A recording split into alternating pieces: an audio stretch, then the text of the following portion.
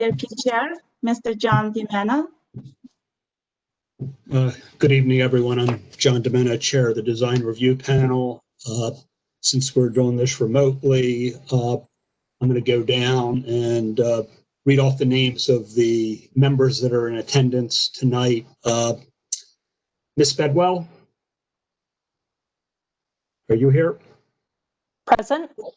Okay. Mr. D'Amico? Here. Ms. Ennis? Here. Mr. Khan? Here. I don't believe Mr. Renault is on yet. Mr. Yusufero? Here. And we also have, is Mr. Anderson here?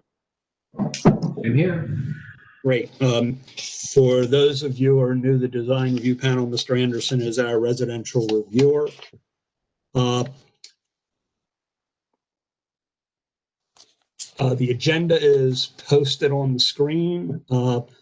Marta, I don't believe there's any changes to that agenda. Is that correct? That's correct, no changes. Okay. So our first order of business is going to be to see if there's any reviewer comments on the minutes from our July 8th meeting. Do any members of the panel have any corrections, additions that need to be made to the document? No, not me. Okay, if not, we need a motion to accept the meeting minutes as circulated. Do I have a motion? This is Matt. I'll make a motion to approve the meeting minutes. Second? Second.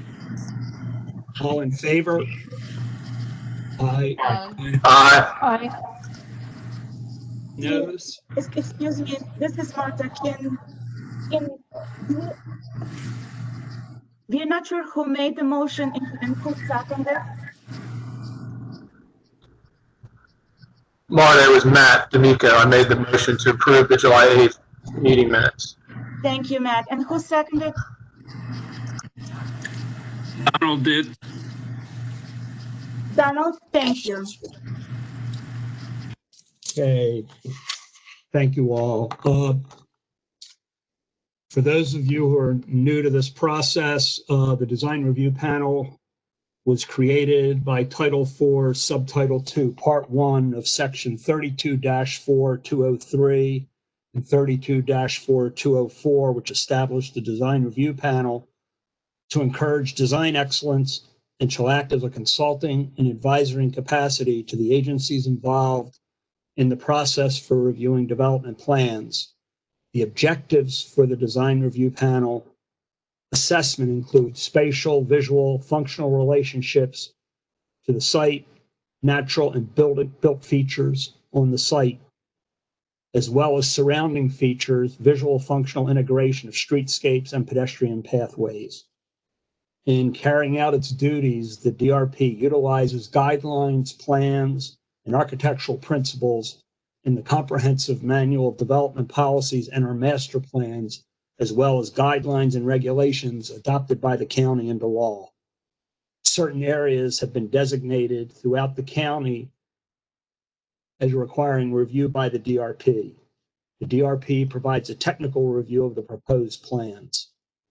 Issues that relate to zoning, setback relief, environmental and stormwater management and traffic regulations do not fall under the purview of the Design Review Panel and are regulated and reviewed through appropriate agencies responsible for those aspects of the development process. The panel consists of 9 members. All are professionals with practical knowledge in the matters of design. There will be opportunities for community members to offer comments and suggestions at the conclusion of the applicant's presentation. These comments will also be included in the written record of the meeting. When a speaker is called to speak, please keep your comments focused on the design perspectives within the purview of the panel. Individuals are allowed 2 minutes time. If you are speaking on behalf of a community group, you will be given 5 minutes. With that, I'd like to call our first presentation for this evening, which is 1861 Circle Road. It is John, a residential review. John, Yes. this is Jennifer in planning. Before the first reviewer does, I would like to add onto your statement, and more as a reminder of the panel, that after the, and this is mostly for the commercial projects, after the participant or the applicant presents their project, we will read our recommendations from our staff report, and then the communities will have their opportunities to express their comments and concerns relative to that project. What I'd like to remind the panel to do is, in listening to both the applicant, the community, and planning, that they use all three to base their review of the project at this meeting and their recommendations upon. So I just wanted to follow up by saying that. Thank you, Jennifer. With that, Marta, do you know who's doing the presentation for 1857 Circle? Yes, this is Mr. Alan Klatsky. Hello, good evening. I'm Alan Klatsky. I am a real estate developer in Baltimore County. I've been working in Baltimore County for over 35 years. And thank you for giving me the opportunity to present 1861 Circle Road in Towson. It's a new construction, custom-built, very beautiful home. To bring this project into context, 2 months ago, I presented 1857 Circle Road, which was part of this larger parcel. The property was originally 6 acres. 2 acres were carved off for 1857, which was approved 2 months ago. And now this home is proposed for the remaining 4 acres at 1861.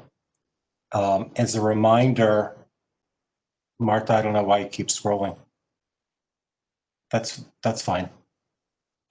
As a reminder, the 6-acre parcel originally contained 4 structures, one of which was a 12,000 square foot home, another was a 6,000 square foot home, and then a 35 square foot home and a detached garage. All those structures were demolished, and what is being built in replacement are the 2 new homes. Again, 1857, which has already been approved, and now 1861, which I'm presenting this evening. Martha, you can go ahead. The county map again shows the parcel 1861, which kind of wraps the corner of Circle Road where it takes the sharp bend. One thing which I'll elaborate on later, there's an existing retaining wall which divided the large mansion, if you will, that you see on the map and the smaller homes. And that retaining wall runs right along the property line that I have designated to separate 1857 from 1861. That's significant because of the topography. It's about a 4-foot high, beautiful stone wall. And then there's 16-foot tall arborvitae planted on top. So that creates a beautiful existing buffer between the 2 new houses. You can go to the next slide, Martha. Thank you. This is a site plan for 1861. You can see the house is sitting basically on the middle of the lot. The entire area to the right of the house that's all kind of open there is all forest buffer and forest conservation, where I'll be planting dozens and dozens of 2-inch caliper trees. So again, from Circle Road, you'll have a gorgeous natural buffer from all the trees that I'm planting. You can see at the top right-hand corner, there's an existing tennis court that's being removed. And again, trees will be planted in place of that. The house is oriented in its architecture, it kind of faces both sides of the street. You can continue, Marta. This is a landscape plan for the house itself. So even though there's a tremendous amount of beautiful vegetation which is remaining, many of which are specimen trees that have been selected by the county, and all of the forest conservation plantings that I'm planting around the perimeter, I'm also, as you can see, planting lots and lots of landscaping around the entire perimeter of the house itself. Okay. Thank you, Marta. And this is the planting schedule, which you can look at your leisure.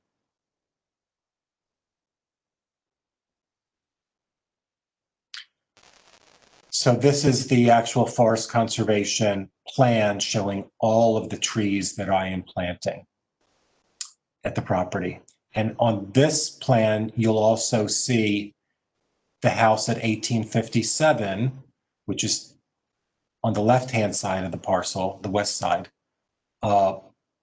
just so you can see the orientation of both homes. And again, that retaining wall sits in between the two. Thank you, Marta. And the planting schedule again. So this is a picture from pre-deconstruction. Circle Road with a driveway going up to the original 1861 big old 12,000 square foot house that sat perched on the hill. The new house that I'm building is being built in exactly the footprint of the old house. So it's going to be, from a street view, it's going to look very similar to what was. Thank you, Marta. And this is a bird's eye view of the property, again, before demolition.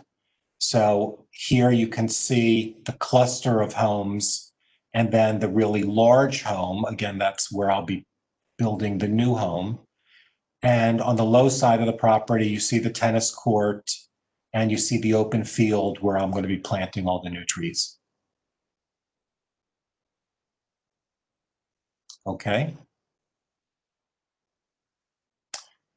So this is a picture of that privacy wall, which is being kept and runs down in between the two houses. And you can see the tall trees on the high side of the wall.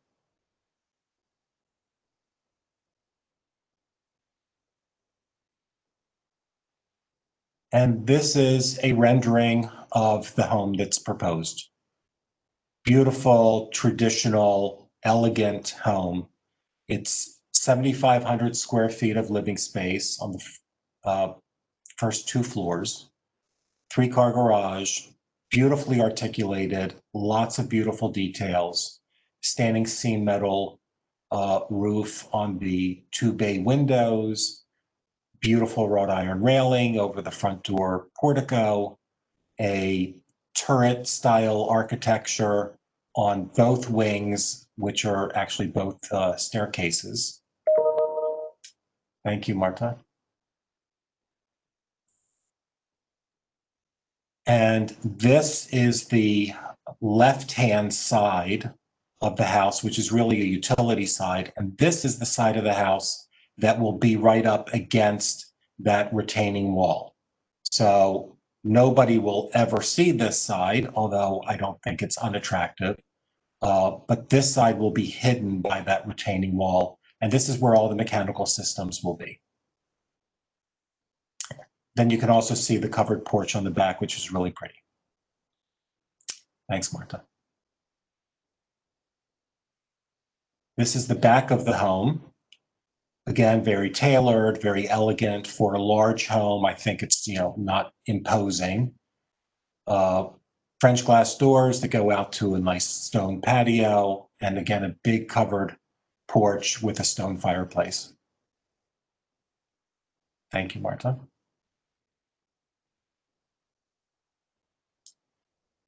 And this is the right-hand side of the house.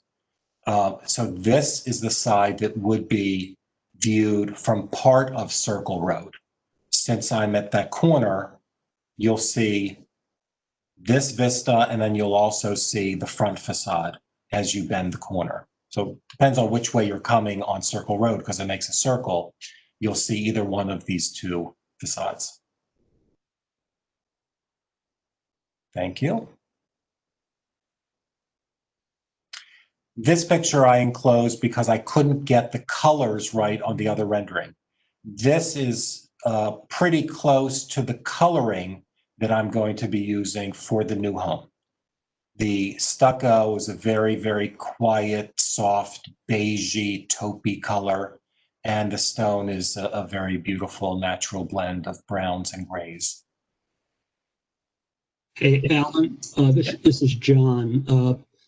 We have a really, really long night tonight with presentations. We need to hopefully try to speed this up. I see you're on slide of 17 of 27. Okay, I'll speed it up. I just want to be thorough for you. This is the shingles that I'm going to be using, really pretty Lifetime shingles. Okay. And then you have the package of all the construction drawings, which I'm sure all of you Take a look at those. have to see. Martha, you can just thumb through all those.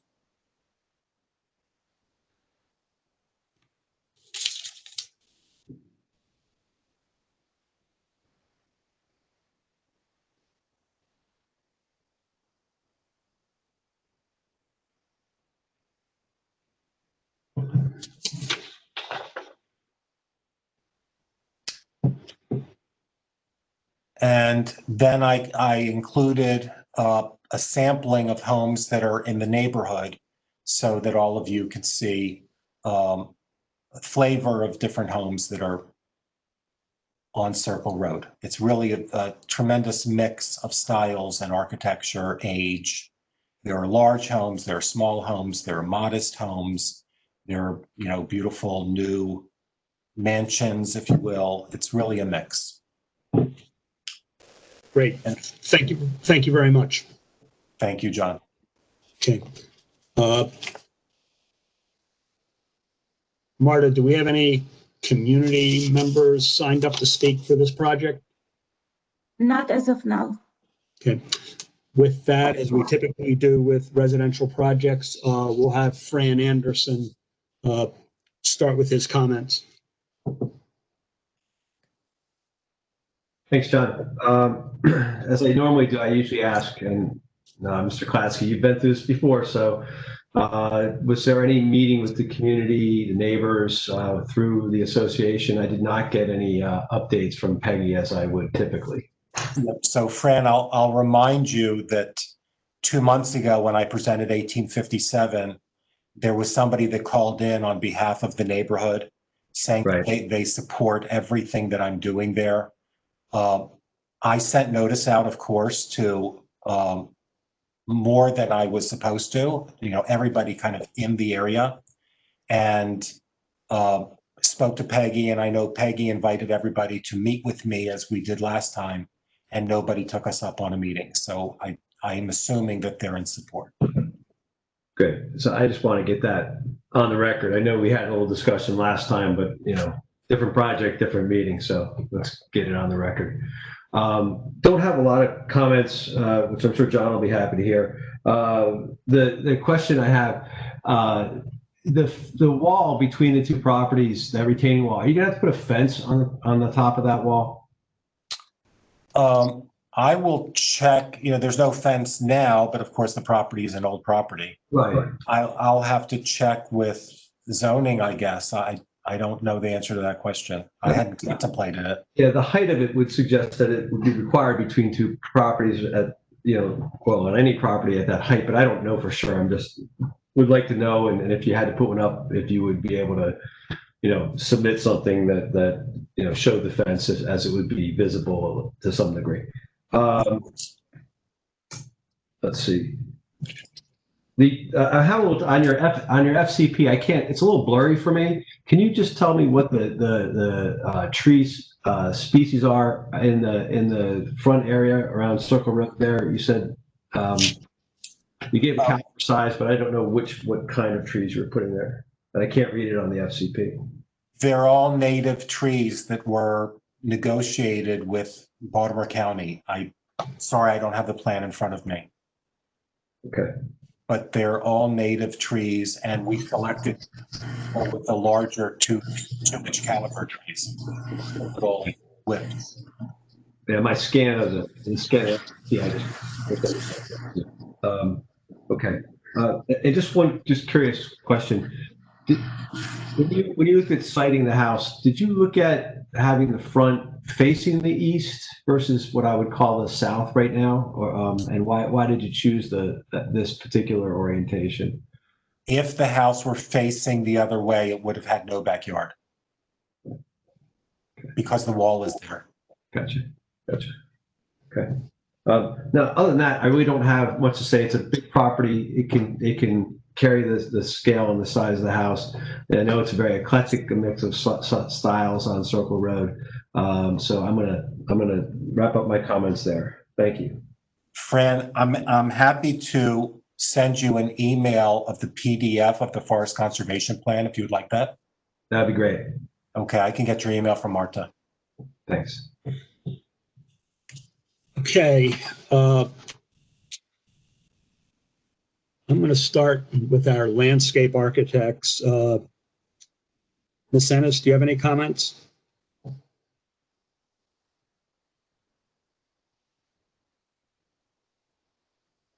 I am not a landscape architect. However, given the eclectic nature of the neighborhood, I don't really have any additional comments. Sorry, Kelly. Okay. Okay. Thank you, Kelly. Joe? Good evening.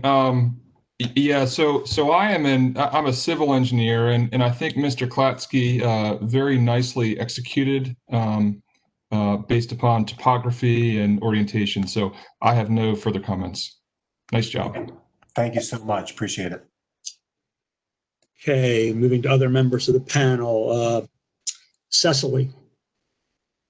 Okay, I do have 6 total questions or comments. I'll just run through them.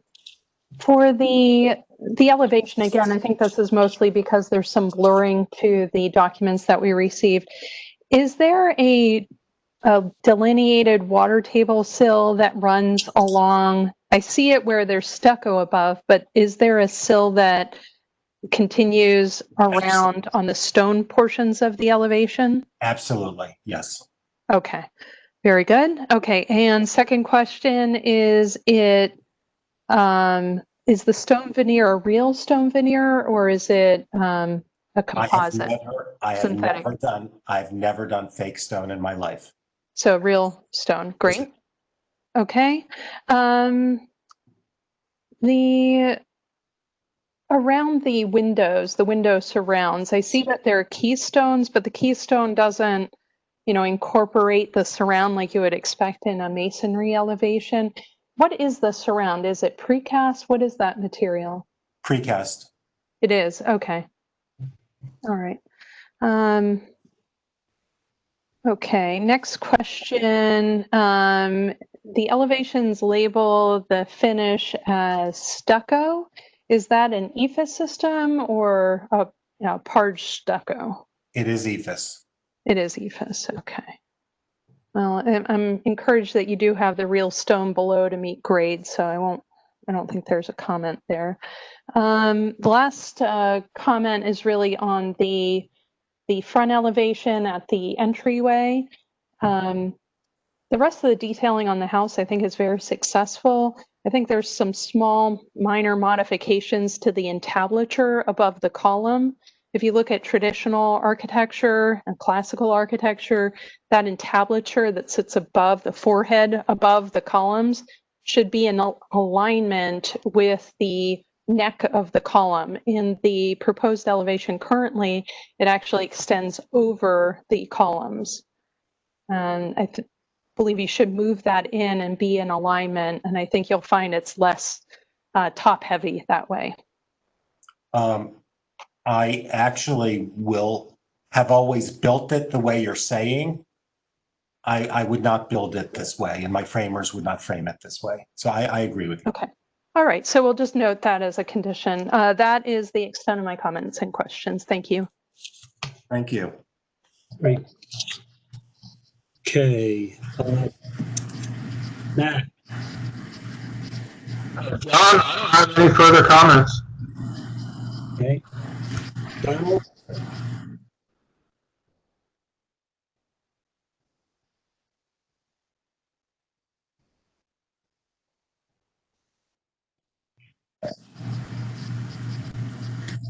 I have no other comments. I'm sorry. okay.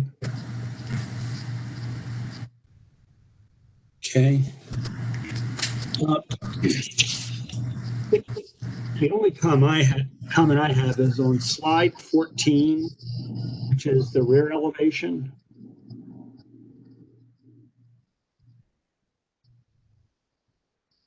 Yes. At the extreme left, the fireplace projection that is in stone. Yes. Is there any reason why you just didn't continue that up instead of having that little tiny saddlebag roof a minute below the other roof? Continue it up of the other roof. It jets out.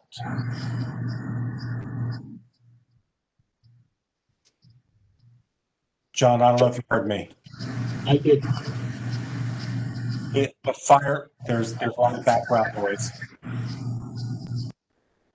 That fireplace projects out 2 feet from the body of the house. So I can certainly raise the whole thing up and go above the other roof. It just, And that's almost what it looks like. You have that little saddlebag. If you basically take the stone up to the eave or the soffit line, and then basically you'll have a little roof projecting up, like you'll still have a little hip end there, but it just seems a little awkward to have the one eave and then immediately below it another roof. Obviously, nobody's going to be seeing it. It's not like they're driving by. It just seems a little awkward. I think that you're raising a very good point, and it's something that frankly I didn't think about, but I'm going to raise that whole thing so it's actually a proud chimney that goes up. So I'll raise it probably 4 feet higher than what you see there. I have no other comments. With that, Cecily, since you had most of the comments, would you like to make a motion? I'm sorry, John, this is Marta. We just have one comment from the community. It's Janet, from Janet McHugh. She lives next door and she supports this project. Great, thank you. Thank you. Very good. Sure, John. This is Cecily Bedwell. I'll make a motion to approve the project with the following conditions: that the front entryway column and entablature aligns with the neck of the columns. The fireplace on the rear facade, to the left side of the rear facade, be raised with a stone running up, and the eaves coincidental with the eave of the house proper. I believe that's the garage portion, but the eave of the house proper with the roof laying on top of that existing house roof, or the garage roof. Do we have a second? This is Matt. I second that motion. Is there any discussion? If not, all in favor? Aye. Aye. Any opposed? With that, this concludes our first presentation. Thank you very much. Nice job. Thank you, and thank you for your input and your ideas. Appreciate it. Okay, our second item on the agenda this evening is 24 West Pennsylvania Avenue. Marta, who is presenting this project? Mr. Thomas Huff. Hello. Can you all hear me okay? Yes. Sir. Good. Like I said, my name is Tom Huff. I'm a registered landscape architect. My offices are here in Towson. This project is 24 West Pennsylvania Avenue. Martha, you want to bring up the drawing a little bit?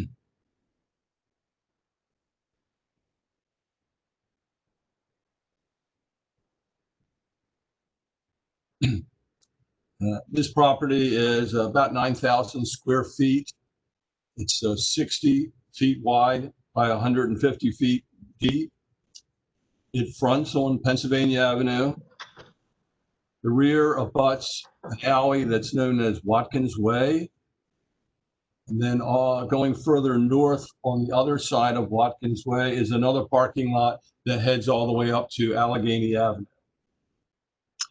This parking lot is a project by Mid-Atlantic Properties. They have another one already in existence up at the corner of Allegheny and Washington. This is a similar type parking lot situation. We have currently on this site is an existing two-story building that fronts on Pennsylvania Avenue. In the rear is a small parking lot that abuts Watkins Way. We're proposing to keep the rear parking lot basically the same. We'll be repaving. And we're going to remove the existing building and extend the parking out towards Pennsylvania Avenue. Currently, we're proposing 30 parking spaces with a landscape area in the front. That there currently is a small landscape area in the front of the existing building. We're going to be keeping that and, of course, reworking that. The next thing I'd like to talk about is the grading situation. As you can see in section AA at the top, we are holding the grade from the existing alley through the existing parking lot and basically maintaining that same grade down to Pennsylvania Avenue. We will be obviously entering the parking lot from the alley. Can we go to the next drawing, please? In order to build this parking lot in the narrow width that we have, we will not be sloping the grades. We have to do retaining walls on both the east side and west side. These are not big retaining walls. The first section, BB, is near the front of the parking lot. And at that point in time, on the west side, it's about 1 foot high. On the east side, there's practically no wall at all. In the next section, CC, which is about midway up the property, retaining wall on each side will be about 2 feet high. The final section, DD, which is back where the existing retaining wall is, and the existing parking deck and existing wall for the adjacent property.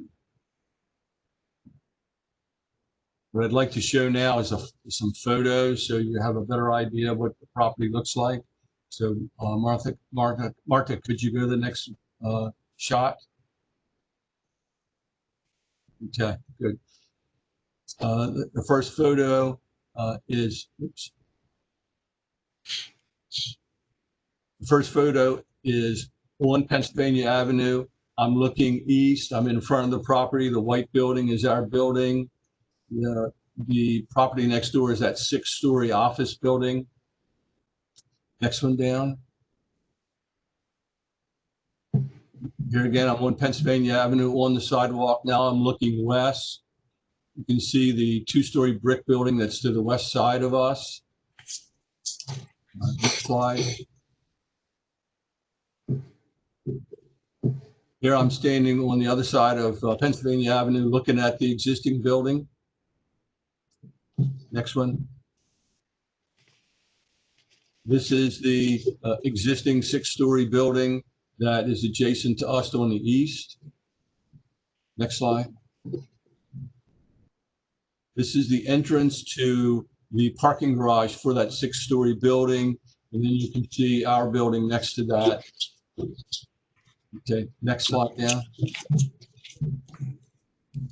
This is the existing brick building that is on our west side. Next one down. This is looking across the street at the entrance to the PNC parking lot. Next slide down. This one, unfortunately, is out of order. My fault.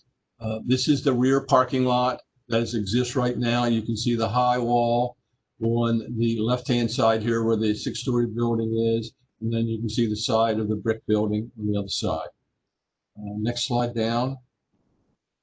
This is looking directly across the street from our building. This is the PNC drive-through. Next one down. This is the existing parking structure next to us. Here we are on the right-hand side. You can see that wall that's there. This is all part of the parking structure for the existing six-story building. Next slide down. This is looking at the rear of the two-story brick building that's to the west of us. It has a very small parking area behind it. Next slide down. This is looking west on Watkins Way. It's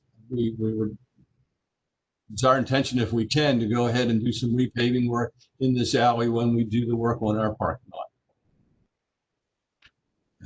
That's everything I'm showing. Okay. Marta, do you have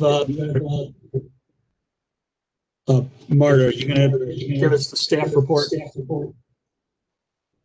Yes. Yes. Can you hear me, John? I can hear you. Okay, if everyone can mute themselves, please. Thank you. So this staff report is followed the Baltimore County zoning regulations code references for the project conformance with the regulations as set forth in bill number 49-16 downtown Towson overlay district. And I will go section by section based on the code. So in terms of environmental sustainability, staff recommends approval of environmental sustainability subject to the following conditions.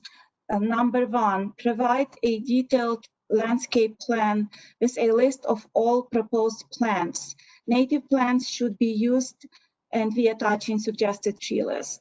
Number two, there are two existing tree pits along West Pennsylvania Avenue. One has a tree and another has no tree. Per DT guideline standards, replace the tree pits with new ones and plant a new tree where one is missing. Number three, provide DT standard pits for all proposed trees. Number four, provide sections with dimensions to show that DT 1000 requirements are met. Brick paving edge along the curb 16 inches in width and the tree pit are constructed per DT 1000 standards. Number five, clarify if the proposed trees will remain when the new building will be added in 3-5 years. And number six, the side slopes toward West Pennsylvania Avenue provide stormwater treatment vegetation in the proposed buffered area between the sidewalk and parking lot to help capture stormwater runoff. Next section is block configuration, site design. Recommendations. Staff recommends approval of the proposed block configuration site design subject to the following conditions. Number one, clearly label on the plan all pedestrian and vehicle entrances into the proposed parking lot and identify pedestrian and vehicle circulation. Number two, show on the plan possible pedestrian connections from West Pennsylvania Avenue to Watkins Way and to Allegheny Avenue. And next section is parking. Staff recommends approval of the proposed parking subject to the following conditions. Number one, incorporate a screen wall or decorative metal fencing in combination with pillars to screen the proposed parking lot from West Pennsylvania Avenue. Number two, provide details for all proposed walls indicated on page 2 of the proposed plan. And number three, the surface parking areas shall meet Class B standards of the Baltimore County Landscape Manual. In regards to lighting, staff recommends approval of the proposed lighting subject to the following condition. Provide details for all proposed lighting fixtures and note that the placement of lighting should provide adequate illumination for safety and convenience for the project's users, but not produce unwanted glare. And in regards to signs, staff defers approval of the proposed signage subject to the following conditions. Staff recommends approval of the proposed signage subject to the following condition. Indicate on the plan any proposed signage, provide details including colors, materials, and dimensions. That's it. Marta, has anyone signed up to speak on this project? No, we don't have any speakers. Okay. I do have a question before I start asking the panel for their comments. So do I understand by the one comment that this parking lot's intended to only be there for a short period of time? Yes, sir. We're figuring 3 to 5 years.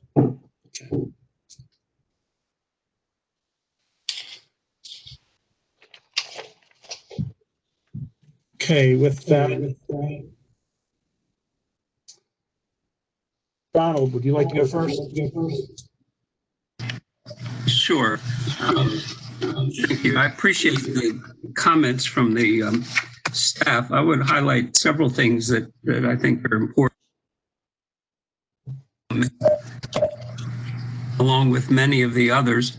I think the edge of this parking lot that slopes toward Pennsylvania Avenue, there's a comment about a screen wall or a decorative metal fencing. I think it's important to identify that edge along there, since there are buildings on either side. That street edge really needs to be defined more strongly. There's no indication of the lighting fixtures, and once again, I think that's important on the Pennsylvania Avenue side. I recognize the alley side is not very attractive, but certainly the importance of Pennsylvania Avenue side needs to be thought of in terms of lighting, and as well as signage. So I think, at least among other items, those are the three that I think are most important to improving the project. And that's it. Okay. Joseph. I'm here. Yeah, good evening. So again, Joe Yusufero, I review from a civil engineering perspective. So Mr. Hoff, I've got a couple questions specifically on the DRP site plan. If you could mute your line, I'm hearing an echo, and you could jump in. In terms of the if somebody could mute their line, I'm hearing it. Perfect. So my first comment is I don't see any kind of dimensions on the plan. So it looks like it's 60 feet wide. So I'm taking from that an 18-foot parking space, 22 drive, two-way drive, and an 18. Is that accurate, Tom? Yes, Okay. yes. And you can see it fills the property. Correct. Yes. My second comment question is, what is the material of the small walls, section AA, BB, CC, and DD? Is that just an extended curb, or are you proposing some kind of material on that wall? It's basically going to just be either our reinforced concrete or some kind of block. We hadn't really worked out the details on that. Remember, it's so small. It's only 3 foot high at the most. On the west side, where we're close to the adjacent building, there's an existing retaining wall along the piece of the parking lot, and then we'll be picking up at the end of that retaining wall and then coming forward with that out to Pennsylvania Avenue. So we're talking about very low retaining walls. Nothing. So there's nothing big here. The tallest is at that corner where it meets the existing wall. It's 4 feet high. It tapers all the way down to 1 foot high when you get down to the front of the parking lot. So it's really not much more than a high curve at that point in time. Gotcha. Okay, thank you. And my final comment, if you could mute again, I'm sorry, I'm hearing an echo.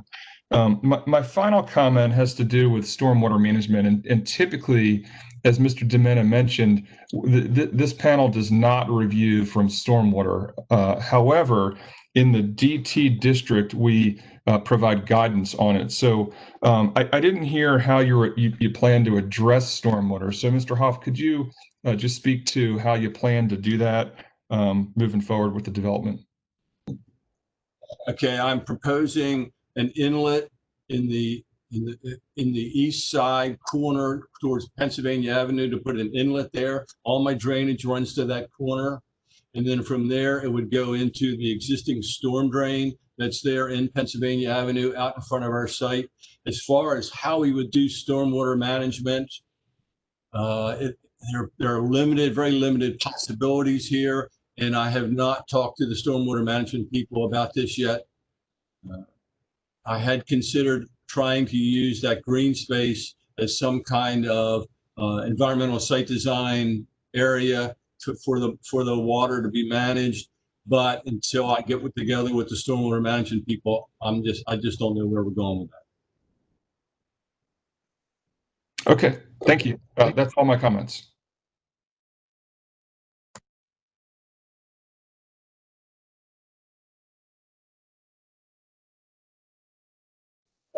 I'm sorry, Kelly, do you have any comments? I would like to just reiterate what Donald and the staff comment said, specific to both lighting and signage. I've shown some proposed light poles on the site plan. Here again, that was in a very preliminary sense because we haven't gotten into the actual layout of where these poles will be and working out the lighting pattern. Signage wise, where there are no real signs proposed at this point in time, other than where we're going to have we'll have the machine for where you'll pay for the parking up near the sidewalk that goes into the parking area on Pennsylvania Avenue right there. There's no plans for any major signs of any kind. I think understanding that. Put yourself on mute, Mr. Hall. Okay. Anything else, Kelly? I think understanding what that sequence is from a design perspective off Pennsylvania Avenue is important. Whether it's signage, you mentioned the machine, like what does that look like as you're pulling in, and what does it start to look like? I think is important.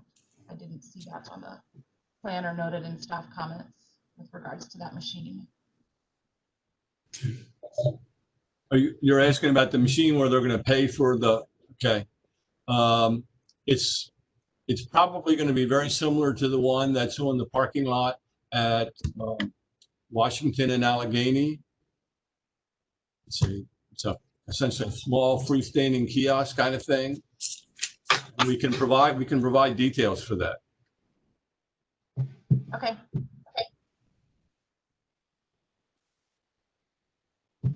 Okay. Matt, do you have any comments? Not much. I have one question. If it is paid, is there going to be a gate? Is there going to be a what? Is there going to be a gate paid? Is there going Oh, to be? No. Okay. So my only comment was two comments. One is we ask all the applicants in the downtown district to provide on their plan exactly how you've met the 5% open space. I'm assuming you have, but if you could provide a boundary or a shaded area or a square footage or something, just so we can see if that's met. And then the only other comment I had was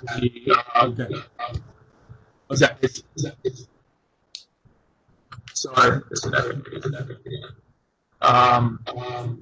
And then the path, how wide is, or the pathway that's leading from the parking lot to the sidewalk along Pennsylvania Avenue, how wide is that? It's right now, it's probably about 5 feet wide. Okay. Could be wider if you. It's probably adequate. I would encourage it to be, if we're going to be reading, it sounds like the staff comments and everyone's comments so far have to do with the low brick wall, replacing the planters, which have brick detailing around them, the brick detailing on the curb. It'd be nice if that new connection was also brick and match that material.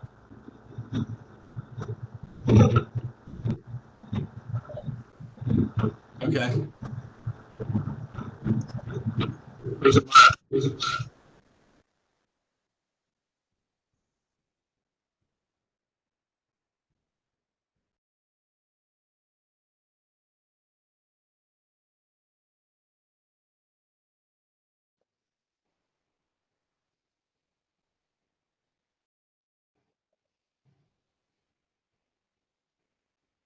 Cecily, do you have any comments? My only comment is that there were a lot of staff comments and not a lot of detail in the submission. So my comment is I would be okay in approving this based on the conditions in the staff report and with their review. But typically we'd want to see things like landscape, the wall, the details of the sidewalk. So as long as my other members of the DRP are comfortable with staff, I am comfortable because the staff report touched on everything that I had concerns with. So that's where I'll leave it. Okay, thank you. I do have a few questions before I make a comment. One, I had the project called up on Google Earth on my iPad. The existing tree in the plant well is a fairly large tree. Looks like it's about twice the size up to the eave of the existing house. You've got two trees with the green circles. Are they viewed as new trees? Oh, yes, they would be new trees. And the request was that we were to add a tree in the existing empty tree pit, which is right here. We had talked about putting major trees in here. Given the size of the existing one and given the fact that we're putting another one in here, putting two more majors might just be overcrowded. We might want to go for some kind of minor trees there.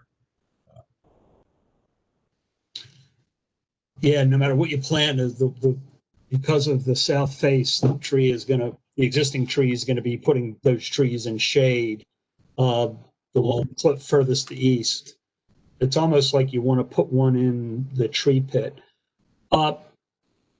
Since whatever's being done in this landscape area is going to be temporary in nature.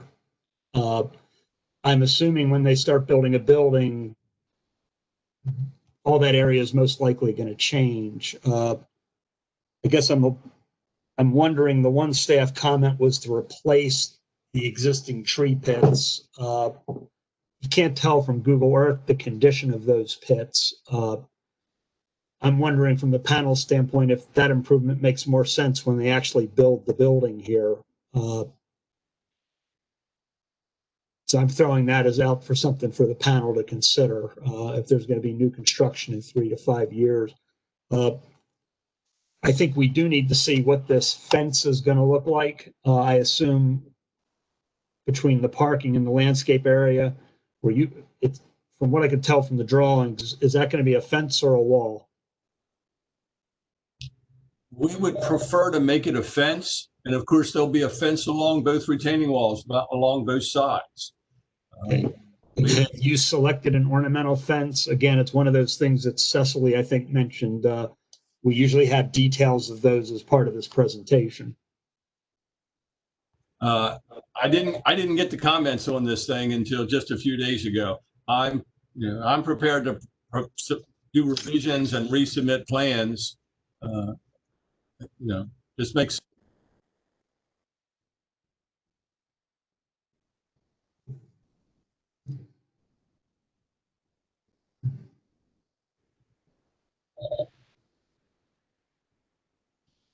Is there any discussion from the panel on my comments regarding the existing sidewalk and planter pits? John, this is Matt. I was going to say, based on the county's rather detailed comments and the fact that they have approved it, and to respond to Cecily's comment, I'm comfortable approving it with these conditions, that they provide all these materials that the county's asked for, that things we've asked for, and submit them to the county as a condition of their approval. I'm inclined to require the tree in the tree pit, if it's going to be replaced with the new detail and the brick banding and that construction, they can amend the soil and get a tree to work in there. And I'm inclined for it to be a large street tree. So I know it's going to be smaller than the other trees, but at least, ultimately 20, 30 years from now, and as the tree grows, it will begin to match. And then the other two trees could be smaller ornamental trees. Like you said, they're probably temporary anyway.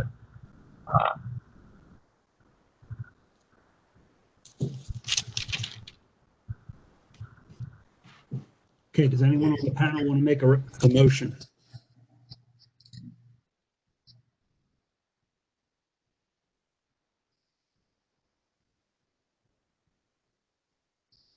Go ahead, Matt. You basically said it. Right.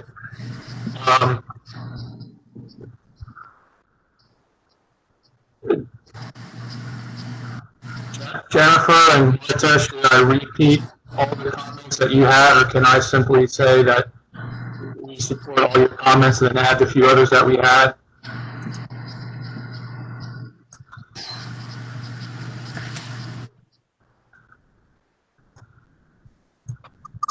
I think that we dealt with this last time on 706 Washington. You all really need to specify specifically what the conditions are so that they are recorded into the recommendation.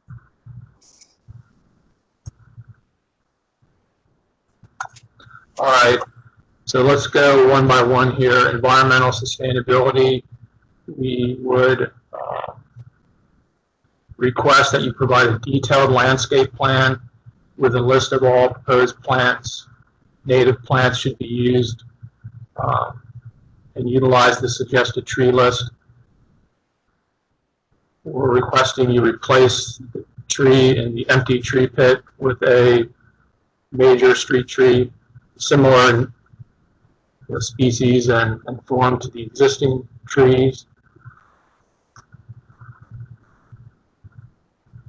We're requesting you to provide the standard streetscape that's per the downtown Towson guidelines, and I believe the Towson open space amenity plan, if I remember correctly, has the details for the 16-inch wide brick band curving, and the detail around the tree pits.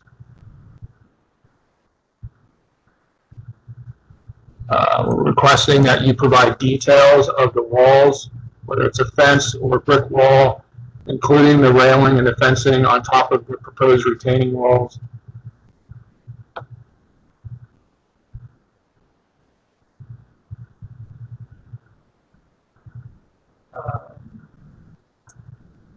Label pedestrian vehicular entrances. Show pedestrian connections from West Pennsylvania Avenue to Watkins Way and to Allegheny Avenue.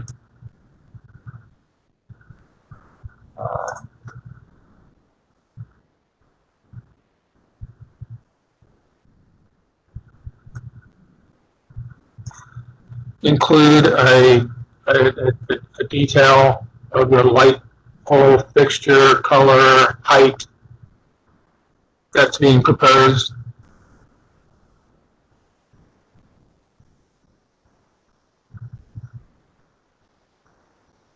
Indicate that it would be adequate illumination for safety and convenience for project users. Include a cutoff fixture so that there isn't glare and light going beyond what's intended to be lit. We understand there are no signs.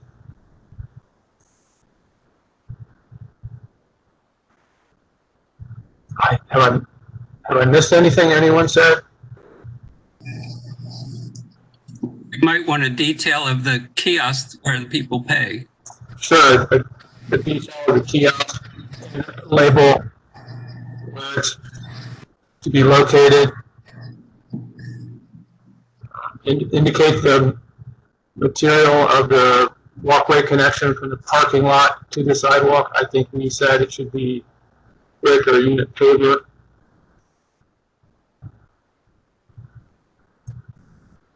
Matt, this is Cecily. I have one amendment and one add. The amendment is to delete the portion about providing a pedestrian connection because it's so constrained. I think the pedestrian connection from the existing West Penn sidewalk to the parking lot, but really the only place that the property owner can have pedestrian access is just walking through the parking lot. So I'm not sure that we want to require that in any other form. The addition is to include native species for ESDs in the planting area along West Pennsylvania Avenue.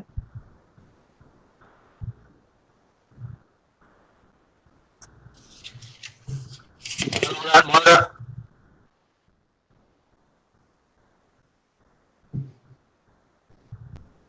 Do we have a second? Second. Okay. If there's no discussion, all in favor? Aye. Aye. Aye. Opposed? Okay, with that, this presentation is concluded. Our next presentation is for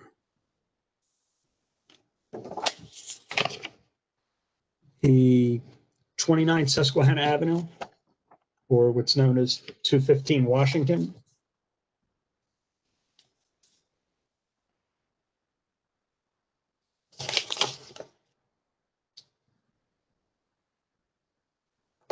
Marta, do we know who's giving this presentation? David Garcetti.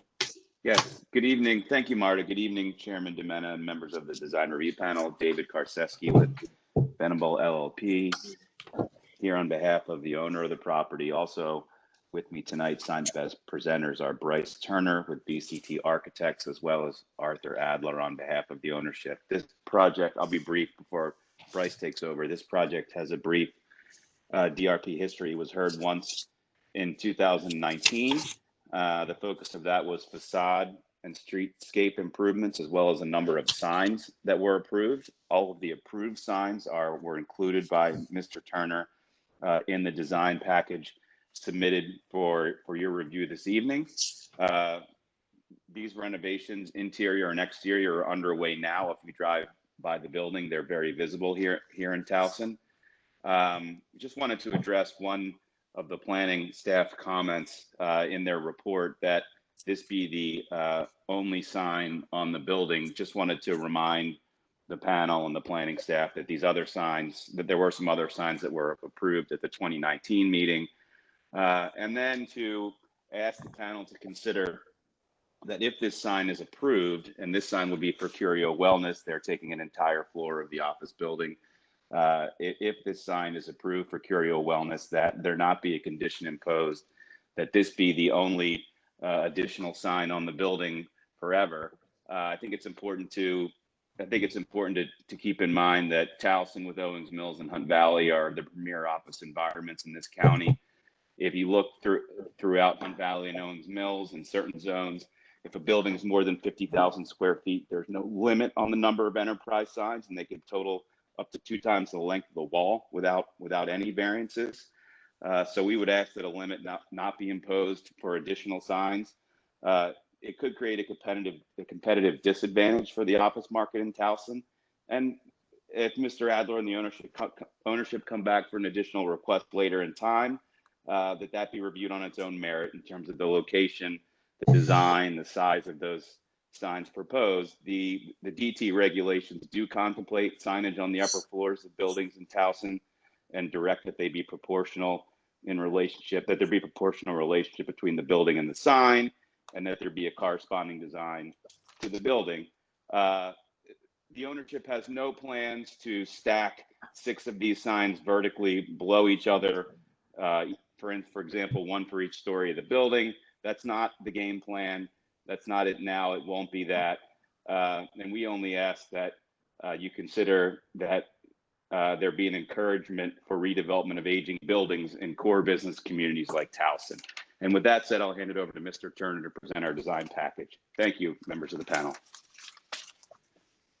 Jennifer, and Marta, may I ask a procedural question before the presentation continues? Yes. Okay. So in reviewing these, and until I was looking again at this cover sheet, I believe Matt and myself may have to recuse ourselves. We are currently doing work with Greenbaum Enterprises, not on this project, but on projects elsewhere. If that is the case, like your input on that, and we'll probably need to recuse ourselves on this one.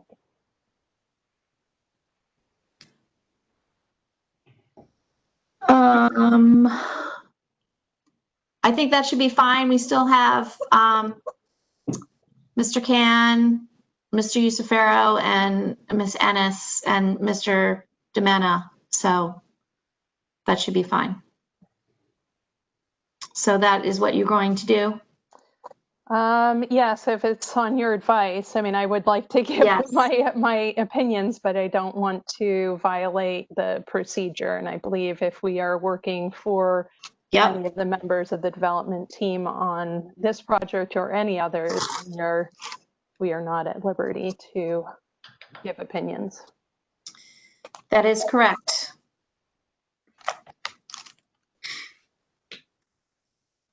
So you will need to recuse yourselves. Understood. This is Matt. I'll recuse myself. What'd you say, Matt? I said I understand and will recuse myself. Okay, thank you. Thanks. Matt, if you decide to have a glass of wine, you better turn your camera off. We're all going to be jealous. Great. Okay, if you're ready for me, I'll get started. Please do. Okay, I'll miss my Design Collective friends on this one, but this should be pretty short, really. We've just got 3 slides or pages. In addition to this one, good evening to the panel. It's good to see you all virtually, albeit. This is, I'm pleased to be presenting this because I think it's a great example of reinvestment in a community. David mentioned some of that as well. Towson Road next door is really making a lot of this possible, I think. And while from a design perspective, it was really fairly simple project, I think the ownership is going to be able to leverage this into an interesting building that will be a good neighbor. So when we met with you in 2019, we talked about some other signage. And one of the criteria for signage in the downtown district of Towson, of course, is that it be pedestrian oriented. And as you can kind of see in the bottom right of this image, there is some pedestrian oriented signage that's been approved on Susquehanna Avenue and Washington. And so if you go to the next slide, then I just want to address the one sign that we are presenting tonight. This is a little bit of our rationale, which hopefully you had a chance to read. And then if you go to the next slide, Marta, this really shows the location of the sign on the south side of the building. Due to the grade dropping the way that it does in the parking lot in Towson Town Boulevard in general, this sign is placed up higher on the building in order to be able to see it at all from Towson Town Boulevard. And so that's the one sign that we're presenting this evening. And so if you go to the next image, please. This is the tenant sign that is being proposed. And it, I believe, is in keeping with the design that was developed for the renovation of this building. As you may recall, this building had a lot of drive-it on it, kind of typical of an 80s office building. We did some very simple moves with signage and graphics, and then especially color to get to ground the building a little bit and have a little less contrast with the ephes that was on the existing building. And so a lot of it is about this pedestrian level and a darker color palette. And this sign, we think, follows that design theme pretty well. So it's one more additional band above the other two stepping dark gray bands that are below it. The Curio Wellness sign will be approximately a 15-inch tall letter. As with some of the other criteria for this district, it is not overly large in terms of square footage in the area. The black portion of the sign is part of its presence, which we think is successful, but it would be much smaller than most of your CVS signs and street level signs for retail stores. The other kind of things that I really wanted to mention here is the building identity sign, which is 215. So there was a professional branding group that worked on this project. 215 Washington was the new brand. And the 215 on the building next to the tenant sign will be aluminum letters that are pinned off, and they are not illuminated. The Curio Wellness sign will be back illuminated. It is a dimensional letter of 5 inches deep off of the face of the black aluminum panel that is below it. So we think that this sign actually is well in keeping with the design of the building, and it should be approved. That's really the only slides I have or images that I have. If anyone has more questions about them, I'm happy to comment. I think the only other things that are probably worthwhile to mention is there is a white acrylic face to these letters, so they will be internally illuminated as well in the evening. So that's really my presentation, and if there are any other questions or comments, I can respond.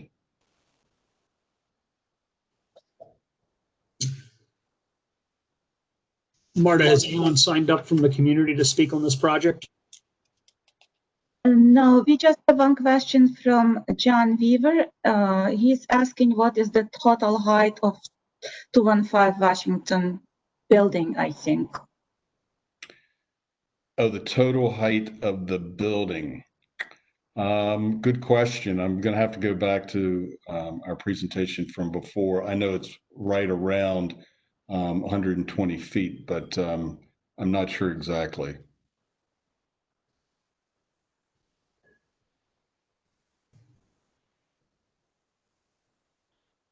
I seem to recall 115 feet.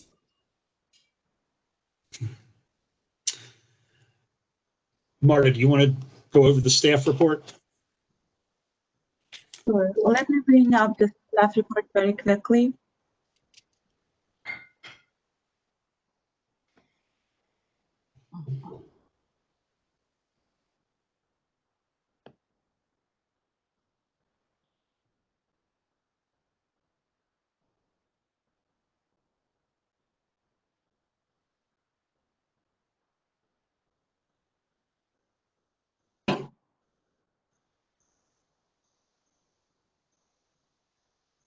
So this staff report is based on Baltimore County zoning regulations, code reference for the project conformance with the relevant regulations as set forth in bill number 49-16, downtown Towson overlay district, and in bill number 10-19 under section 259.16 subsection 5B. So staff recommends the following condition. This is the only tenant sign that will be allowed on the building.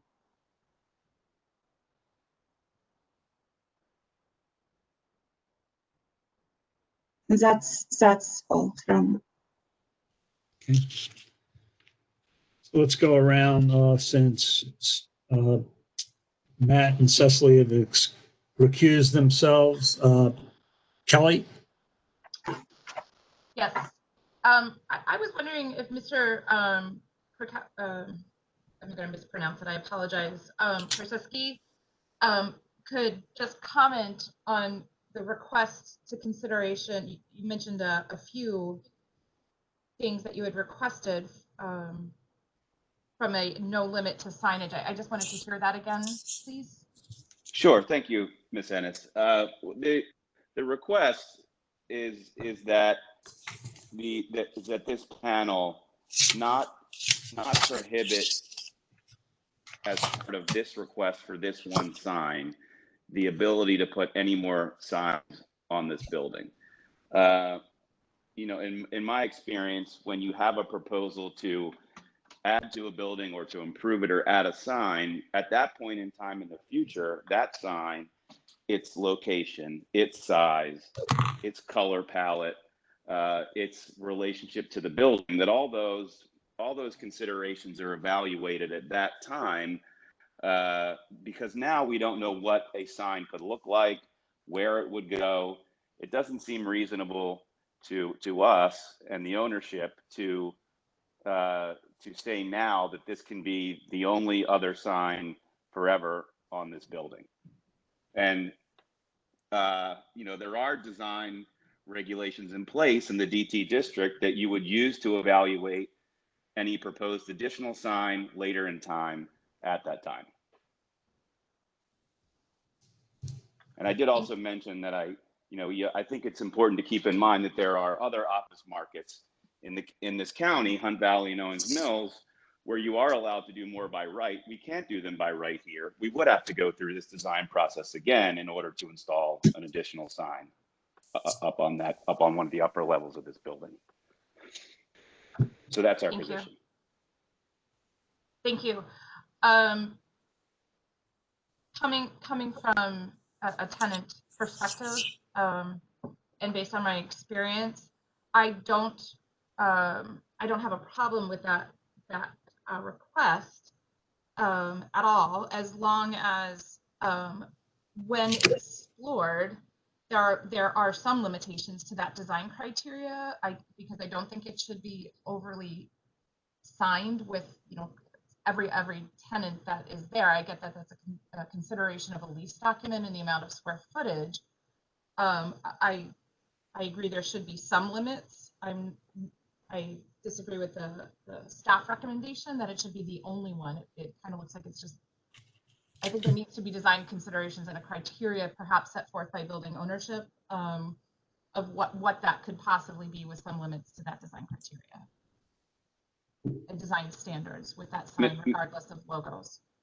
Ms. Ennis, I think that's a very important point. And Mr. Adler and the ownership, they have put north of $2 million into this building since purchasing it. They're, as you can tell by the material, by the building design that's been approved, they've been very good stewards of the aesthetics and design of the building.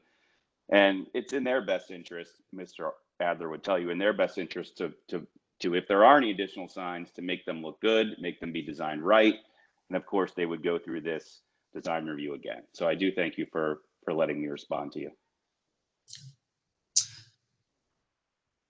Donald, do you have any questions, comments? Yes, thank you. I think that the decision to put that sign at that location and the scale all makes sense to me as well. I think that it is sensitively located, and I think the ongoing improvements to the exterior of that building have been very successful. The only caution I would add is sort of looking ahead is that adding additional signs to the exterior of this building may be very challenging, and that I would certainly caution the development team to be as cautious as possible in considering putting more signage. But I think this particular solution works well. I don't see a problem with potential future signs, with the caveat that it's a real challenge and needs to be thought out pretty carefully. Well, I think the fact that they have to come before the review panel, if a motion is made and is approved to approve this sign without the condition, and as Mr. Karczewski indicated, any further signs would be subject to our review. So, Joseph, do you have any comments? I do. Number one, in terms of the 215 sign, the humanized sign, I thought that is tastefully done and really works with the pedestrians and general public. And number two, I think the Curio sign in the same colored band as the bands that are lower on that elevation also works. I don't think it's overly done, so I certainly would support that. Mr. Turner, Marta, if you could go to the slide before this one, and it's the plan view with the side identified for the Curio sign. Mr. Turner, what other signs are on the building? I'm having a hard time understanding that. There's actually no other signs on the building, but we have a trellis type of a design, if you will, that had been previously approved that has some smaller tenant signs on it, and one additional tenant sign on the west side of the building down low, just in that location. Okay. That's what I thought. I flipped through the old presentation, so I thought so. So that's it. Thank you. Okay. So I have no specific comments on the Curio Wellness sign. I do agree with Kelly's comments and assessment regarding the potential for future signs. I think since they would be required to come before the panel, I see no reason to put a restriction at this time. With that, Kelly, would you like to make a motion? John, sorry, this is Jennifer. Can I interrupt or clarify something before a motion is made? And that is to address a comment that Mr. Karczewski made about other areas of the county about signage. I do want to remind the panel and the applicant that the downtown Towson district does offer benefits for doing signage in the Towson core that are well beyond other areas of the county. And those are accomplished through your review. So other areas of the county, if they wanted to do a sign beyond what was allowed by the zoning regulations, they would need to go for a zoning hearing. In the downtown Towson, you do not.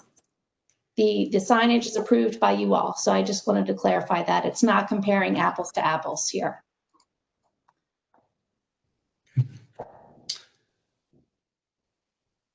Thank you, Jennifer. So Kelly, do you want to make a motion? I can try, sure. I make a motion to approve the Curio Wellness signage as presented, with no restrictions on future signage unless presented to the design review board at a later date. Do we have a second? Second. All in favor? Aye. Okay. Thank you all very much. Thank you. Good night.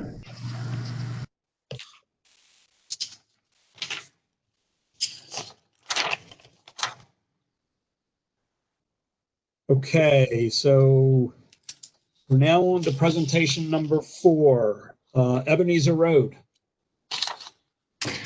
And Chairman Domena, this is Joe Usafero. As I did last time, I'm going to recuse myself for the record on this project from the panel. Thank you for that reminder. And I assume we have Matt and Cecily have rejoined us.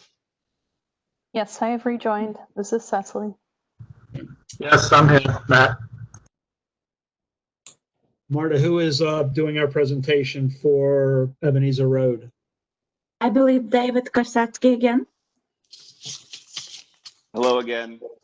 Thank you, Chairman Domena and members of the panel. I will be very brief again with introductory comments. Here with us tonight as presenters are Mr. Usafero, professional engineer for Atlantic Realty Companies, Craig Bennett with CBA Architects, and Jonathan Ross on behalf of the ownership. I believe all have signed up and are on the call this evening. Back on July 8th, this particular project went before the DRP for review. There were 4 conditions imposed. There is a new design booklet that's been submitted, which satisfies and addresses 3 of those comments. However, the first comment related to a provision no longer in the Perry Hall community plan. That condition indicated that new buildings should be predominantly brick. That provision no longer exists in the Perry Hall community plan.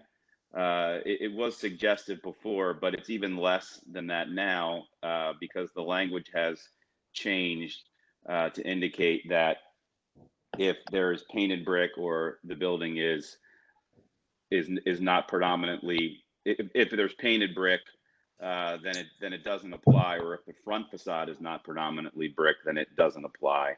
So we've come back, Mr. Usafero and Mr. Bennett are here to present the package again. There is one point I'd like to mention in advance of that, and the planning office's staff report does mention it as well. Councilman Marks was the one who passed the law to amend the Perry Hall community plan. When he did that, he added another requirement for ornamental street light poles, and that they be installed to be similar in terms of design and spacing to those at Perry Hall Elementary School. This particular shopping center has over 160,000 square feet of GLA built out with surface parking areas with light poles in the parking areas to, of course, light the center. It has about 1,200 feet of linear frontage along Ebenezer Road. Where we are, as you know, the particular building that came before you in July was about 7,200 square feet in size. It's our opinion that this new element in the Perry Hall community plan applies when you are doing a new development, when you are redeveloping a center, when you are adding a fraction of the total square footage in the form of a pad site. The provision seems to not be applicable in terms of the entire frontage of the site. So I just wanted to mention up front and address the planning department's comment that indeed that provision does exist in the law. We just think that it does not apply to this particular project in this particular instance.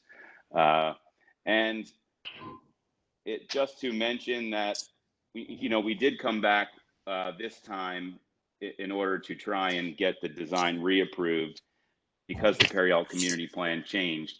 If for some reason the plan changed again, but you decided that light poles needed to be installed, I would ask, is it possible not to come back to another meeting to discuss light poles again if the law were to change again in the future? And with that, I would hand it off to Mr. Yusufera.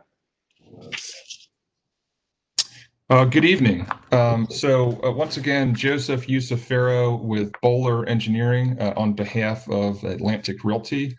Marta, if you could scroll to sheet number 5, which is the colored site plan, rendered site plan. I just want to remind this panel that, I'm sorry, one more, Marta. This panel had 4 conditions. The first one was the requiring the architecture to be predominantly brick that Mr. Karzeski just addressed.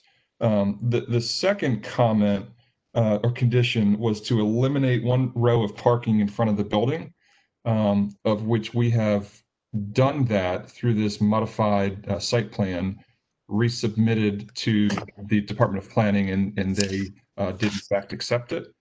The third condition was to center if someone could mute their line, that would be great.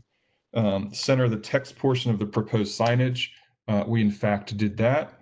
And then the fourth was to provide shade for the proposed play area, of which we've identified some details and included in the package. So, we are here this evening requesting approval of this package as it is, as we feel that we have addressed the conditions.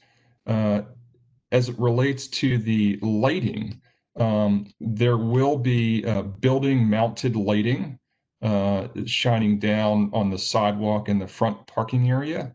In terms of the pole lighting throughout the center, those lights would remain as is, and if through the lighting analysis that additional poles would be warranted in the new islands, then we would propose to match the existing light poles to create a consistent and conformant use across the center.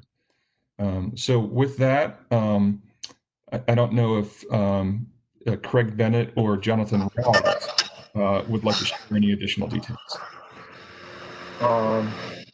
Well, this is Craig Bennett, and just as a reminder of the materials, we're matching the exterior materials with the balance of the main shopping center, which are EFIS in 2 different colors, a light gray and a white, and then a cast stone base wrapped around the entire building with a 2 cast stone cap, and then we have a fabric awnings around each of the windows around the building, and as also the lighting around the building in form of wall sconces.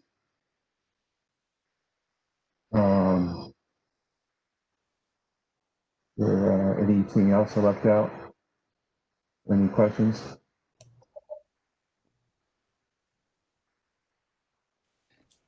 So this is Joe Yusufero again. So again, that would conclude our presentation. We respectfully request this panel to review and approve this middle practices. Thank you. Marta, is anyone signed up to speak on this project? No, we don't have speakers.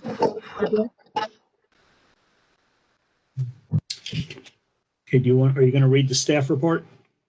Yes, just a second. I would like to bring it up.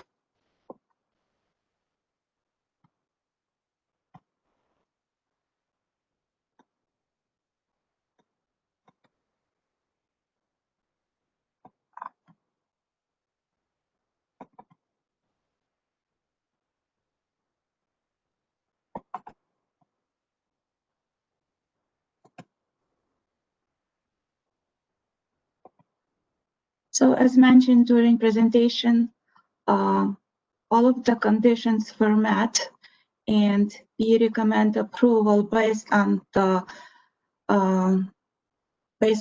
for conformance with comprehensive manual development policies, Perry Hall Community Plan, Baltimore County Landscape Manual, and Baltimore County Master Plan. We recommend approval of, staff recommends approval of site design, form and image, open space and landscape design, streets, parking and circulation. And in regards to architectural design, in regards to signage and lighting, staff recommends approval of the signage and lighting design subject to the following condition. Based on resolution number 73-20 adopted on July 6, 2020, ornamental street light poles shall be installed to duplicate the look and spacing of those constructed at Perry Hall Elementary School.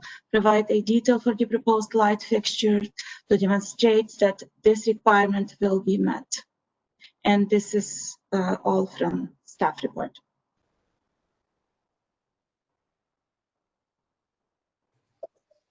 Thank you, Marta. I have a question for Marta, you and Jennifer. As I read the resolution that was passed, it doesn't, it basically says they're required to add light poles. Is that a correct interpretation? That is how we're interpreting it. Yes, and this is the resolution.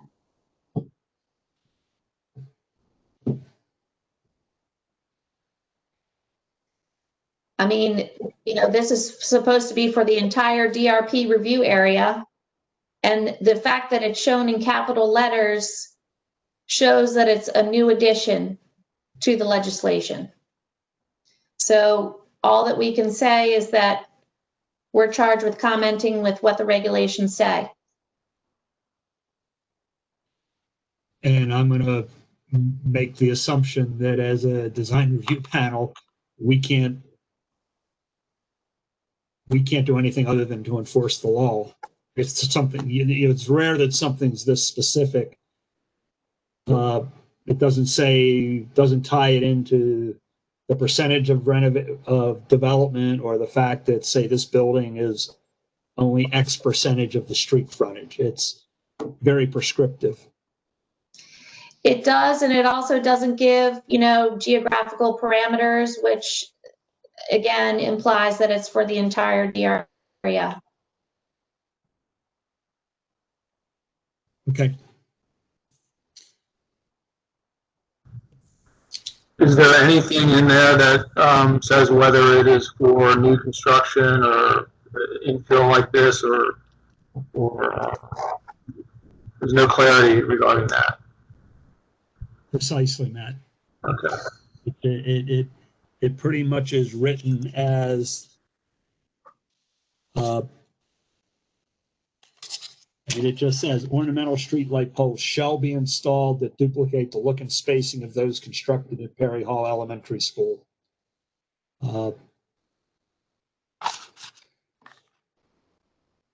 This is Cecily. I feel like though that it's limited to the area of disturbance. I mean, they're sending in a site plan with a limit of disturbance noted on it. They shouldn't be required if they've already developed a previously developed site plan for the remainder of the parcel.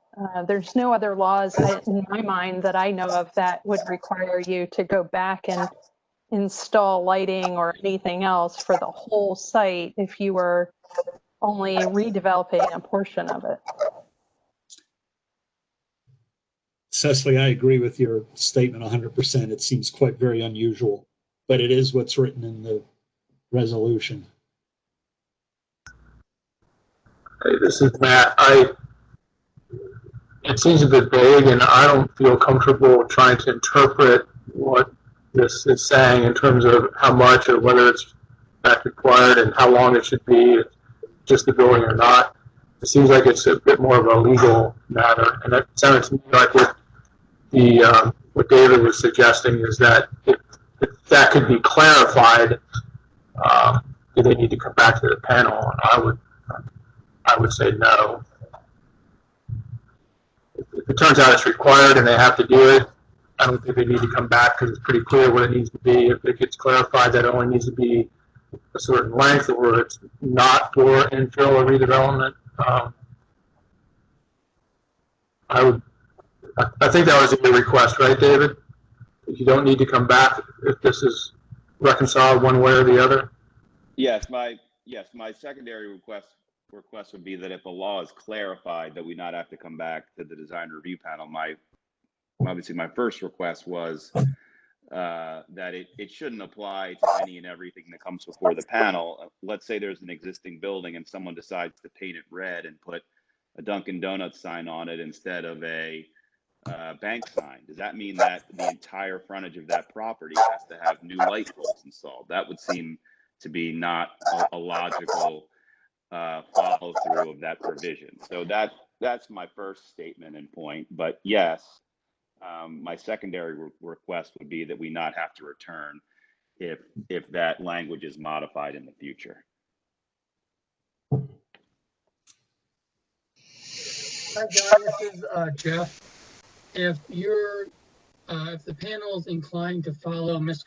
Karczewski's argument, I would ask that in your motion that you include some explanation as to how you're interpreting that, so it's clear to us and to the public how you're addressing that new part of the resolution.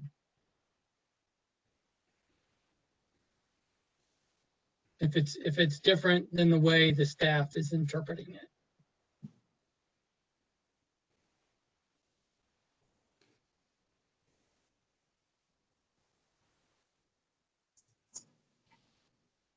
What is your interpretation, Jeff, that it is required and that it is only provided on their small frontage of where they're 100 feet or so?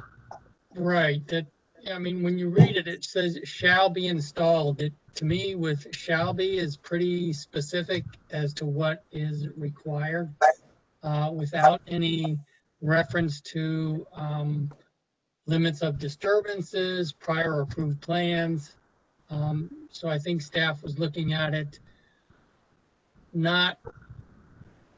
it doesn't apply because the whole center is not coming in for a DRP review, just the daycare section.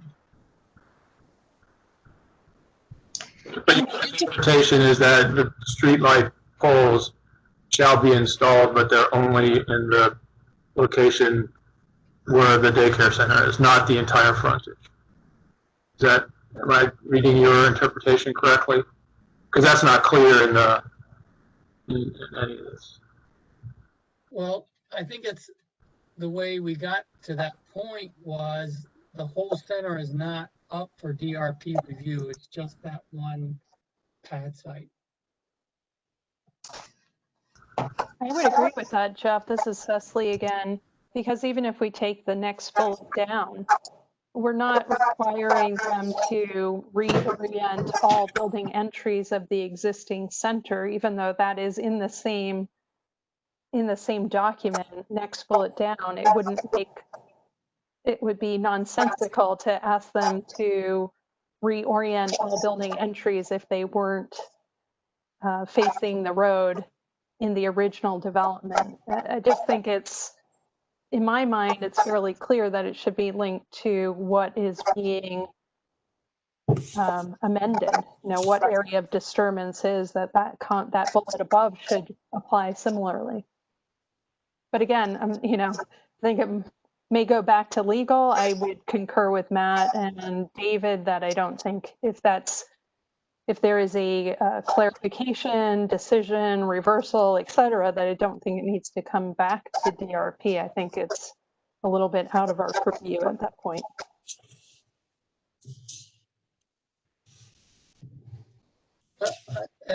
Just go back to my point of how, no matter how you render your decision, if you would just clarify so that what your feelings are, so that the staff can interpret that clearly and may provide some guidance if the legislation is revisited? Yes. Okay. So do any board members have any comments on the other non-light fixture related comments that were made and responded to by Mr. Usafero? I will just go on record. This is Cecily to say that I think they addressed all of our previous comments, and the elevation comment followed up on without a change, but addressing that comment. So I'm happy with the other changes that have been made. Donald, Matt? Yes, this is Donald. Two things. There appears to be a difference in the drawings that appear with the width of the paving in front of the door. It appeared that the rendering shows that the sidewalk at that point is much narrower than the site plan. And I think it should be as wide as shows on the site plan. I mean, there could be a fair number of folks gathering right at that entrance. So I would want to clarify that. And then it appears that there's a small pylon located at the entrance. Is there some story to that?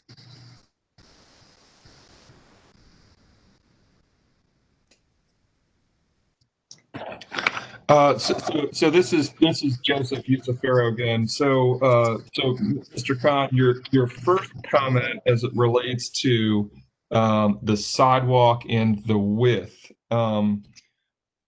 This new updated site plan and rendering reflected the removal of the one parking space and shifting the whole thing back. So I don't know if I follow your comment. Look at the rendering.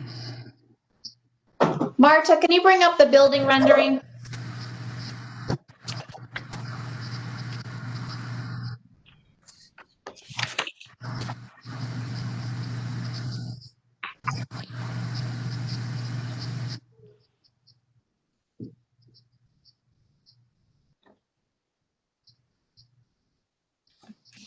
Is that the rendering you want, Donald? No, there was a three-dimensional rendering.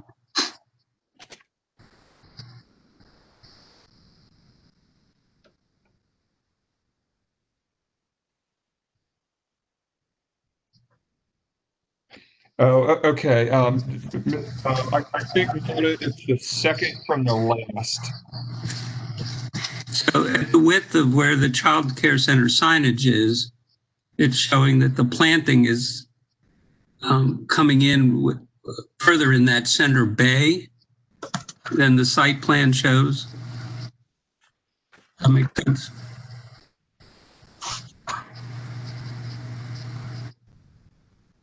And I think that whole front bay should be paved and not planted.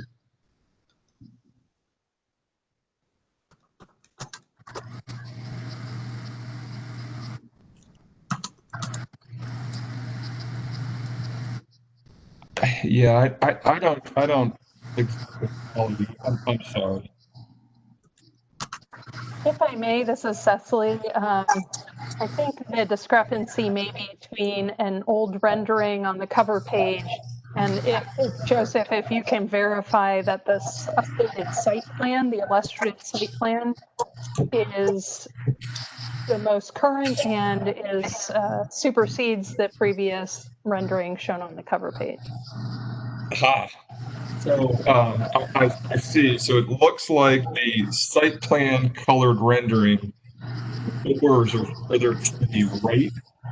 The cover page essentially. So I do see that the site plan is the most accurate, and the cover page may not have been updated. Right. Thank you, Cecily. That's exactly. Thank you. And then is there something to that small pylon that appears at the entrance? So that in fact is an ID sign that I believe was for this panel in the past. Jonathan or Craig, could you comment on that? That project highline sign had a name on it. Is it? I think that's this is David. I think that's a joint identification sign. Correct. There are a few of them along this road frontage. We got zoning relief for them. If I'm not mistaken, I think that could be what that sign is. I think Joseph is saying that it's not specific and only for the daycare, right? Oh, that's accurate. So that is an existing joint ID sign that is there and, you know, was approved before. Okay.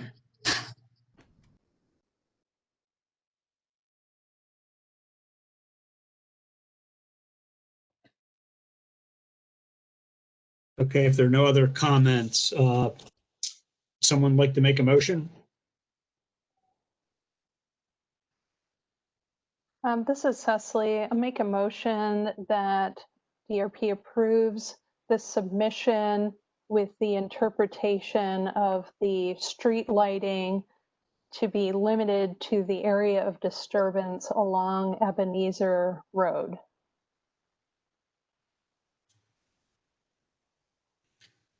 Do we have a second? The only thing I would add is that if the law should be changed, the applicant does not need to come back to DRP. Thank you, Matt. Do we have a second? I'll second. This is Matt. All in favor? Aye. Aye. Hey, motion carries. Project is approved.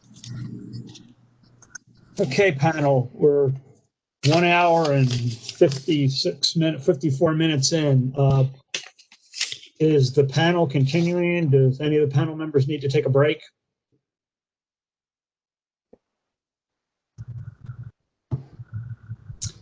Not me. I'm good. Okay, not hearing any. Let's move on to our last project of the evening,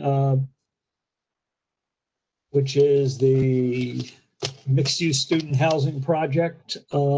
That's back for a second look.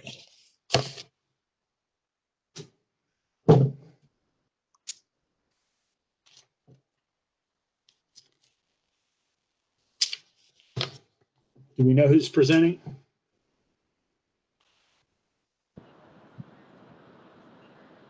Mark, is Nick Hill presenting, or are you starting? Nick is presenting. Okay, Nick Hill, you're up. I don't see him on here. Uh-oh, really? No, he's here. Oh, okay. Oh, there he is. He just muted. I'll unmute him. Hi, Nick. Can you hear us? Thank you, Marta. I was hitting the button, but it wasn't unmuting. Okay. Thank you. So Mark, did you want to introduce the project tonight, or did you want me to just take it away?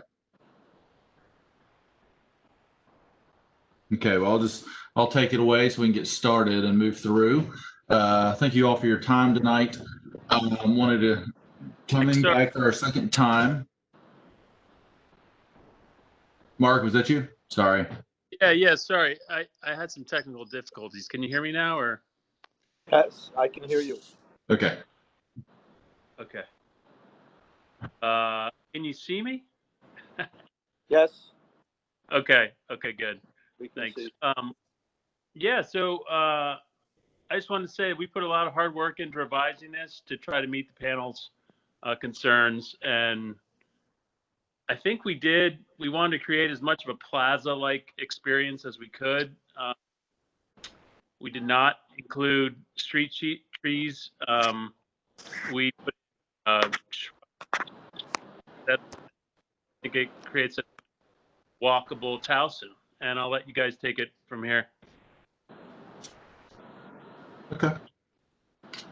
All right, Marta, if we want to move forward a few pages, we can go to page number 4. We tried to come in and provide some slides that that visually explained our answers to the comments. So as you can see, this looks very different than what we had before. There's a similar perimeter, exact bed count, 350 beds, but we really tried to listen, and with good comments, I think has turned something into definitely a better project. And so we can start with the block configuration here, and a lot of discussion had happened around the corners and the active corner. And so what we really looked at is putting the main entry on Joppa, rotating our elevators around that allowed us to circulate past and do what we needed to do up in the building. We now have a main entrance, a little over 20 feet tall at Joppa with an active green and live wall inside the building with a nice grand stair. And then even above that at level 3, as you'll see as we move around the building, that's also now activating the street edge. And so we have people at multiple levels, level 1, level 2, and level 3 now along Washington, Ware, and Joppa. And so that's what you're seeing here for number 1. Number 2 at the Ware Washington Avenue, we raised up the soffits there as well. And by doing this, we moved some of the program leasing and certain things that were on level 2 up to level 3, which allowed us to maneuver the soffits up a little bit. And we rotated the mix around a little bit to get our bed number to stay the same. You can see here how we've addressed Joppa and Ware. Okay. Next slide, please.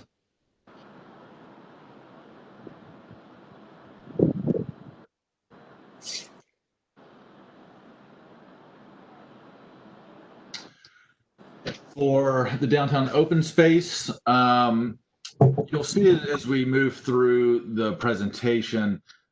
We've almost doubled the sizes of the sidewalks that we had previously, and we pushed the building back along Joppa and Washington, and then took the entry out of the central portion of the building and made that more of an active urban stair. I say stair, excuse me, a step. With different seating elements that might be incorporated into it, so it becomes more of an artistic type element, and people can be there, can socialize. The outdoor is a premium these days, and I think that will continue. And so we really tried to bring in some different experiences around the sidewalk, giving pedestrians the ability to move, but also giving people the ability to pause. Next, please. And at the moment, we're at 7%, right at 7% on our open space. So we've got 1,300 and around 1,338 square feet of the 19,000 plus gross square feet site.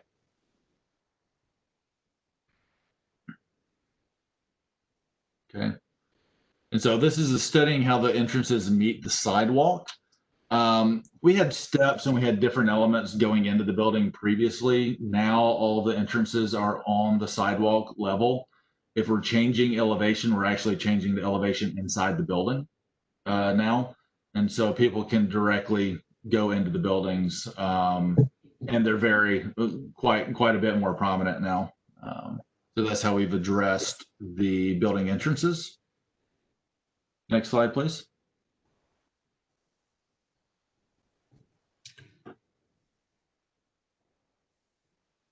Okay. So as we were looking at the site streetscape, we looked at, you've got the downtown district, and then you've got the neighbor, which is the Flats at 703. They have a lot of red brick. They have bigger planters. We look at our neighbor at 600 Washington. They've got big planters up against the building, and so the pattern is fairly, I guess, random on kind of this very end. But as you get to the condos, you see your tree beds and that type of thing. So what we looked at is trying to kind of match more of the public zone of 703, so that they had some contiguous visual kind of at this terminus of Washington, because we're terminating into York pretty much right here. And so other than the parking garage and the SunTrust across the street. And so that's what you're seeing here. We do not have trees, only for the fact of we didn't want to minimize that public access on the sidewalks. But those are easily incorporated into this program. And we do have the lights, the street lights that are at 60 feet, and would be, I think they're a little bit over now, but we'd need to make those at the 60 feet max on the center. Okay, and part of this was studying the overhangs also with the building principles and materials. We've really tried to have nice soffit, under soffit materials on this property. We pushed the soffits up around 10 feet or so. So we're looking at the lowest soffit in the 20-foot range now. And so it's more of a, hopefully a cloud-like element up well above. That's not really in that visual, that pedestrian visual anymore. We've looked at the window patterns. They stayed similar. We changed some of the massing because the materiality changed. We lightened up the building to try to, remove the heaviness of it. But at the same time, everything around us is bright and airy. So I think we're looking at a metal, like an Addis or Pat Clad type metal system here. And so it allowed us to kind of play with some of the massings a little bit. We still have the triple height window element look, and then some punched openings. And then we also have we rotated the landscape deck, the active deck on the roof to face south, so that we could maybe do some uplighting and things like that and get more pedestrians on that end for better views. And so we listened there. Okay, next, please.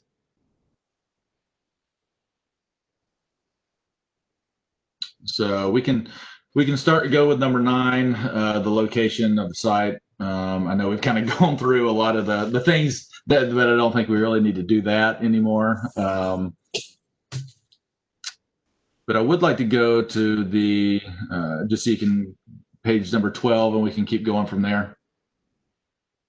This is just our civil plan. I think they've tried to, a little more clarity, but what we try to do is go to the next page, Marta, is start blowing this up and see the elements that were needed and requested previously. You just go to page 14, please. So we have a lot of different dimensions located. You do have to zoom in to see here, but I can kind of go through and explain what we've got on the Joppa.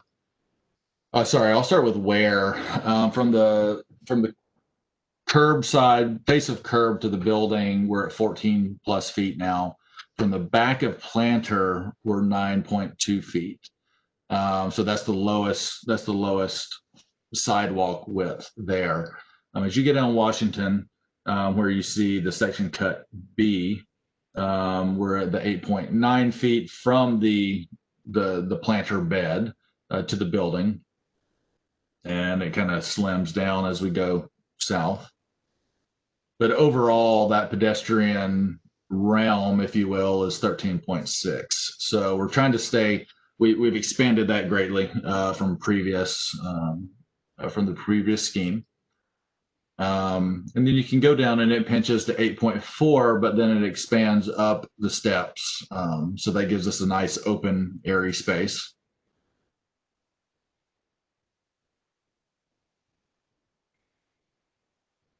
And then we keep coming down to the Joppa corner, and we open it up to around 15 feet to the main corner where the door's opening south, and trying to keep around 12 foot around that Joppa edge. So that's where most everybody's going to be coming from on foot. And so really trying to open that up. And this can be occupied however management would want to. But I think we've succeeded in really trying to expand this as much as possible and keep a program working from level 3 up. So if you'll go to page 15, please.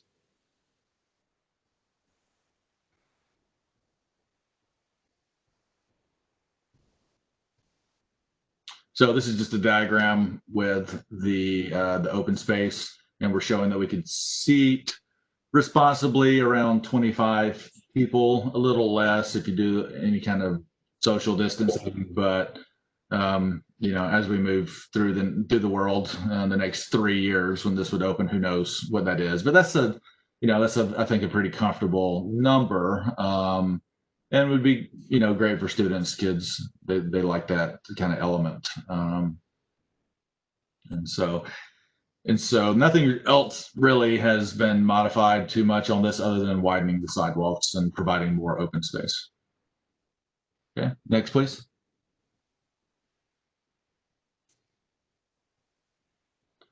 If you'll zoom out on this.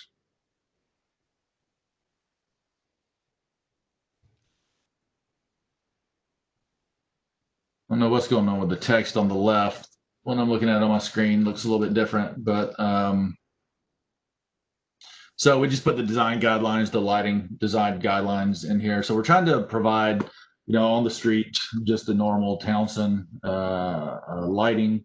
But then up top, we're hoping to do something with a uplit LED to really kind of, you know, from distances in the evening, that would really be beautiful. That obviously needs to be figured out from a fixture type and all that kind of thing. But I think it's a fixture that would be programmable to do different lighting effects and color. I really say color, maybe not as much effects, but color. Okay. And part of this is really in response to the making that more of an interesting skyline and looking through it. It's a pretty simple overall building from a massing standpoint, and really didn't want to get into a lot of decorative tops, and I don't know, it just needed to be simple. Next. Next, please. This is another, this is just for whomever was wanting to kind of see. We know that the grades change, but from an elevation standpoint of buildings, and kind of going through Google Earth to kind of see where building heights were, you know, we're kind of, you know, right there in the middle of all the surrounding buildings that are close. The Townsend University one's a little bit further down York, I believe, but fairly consistent in that zone. So next, please.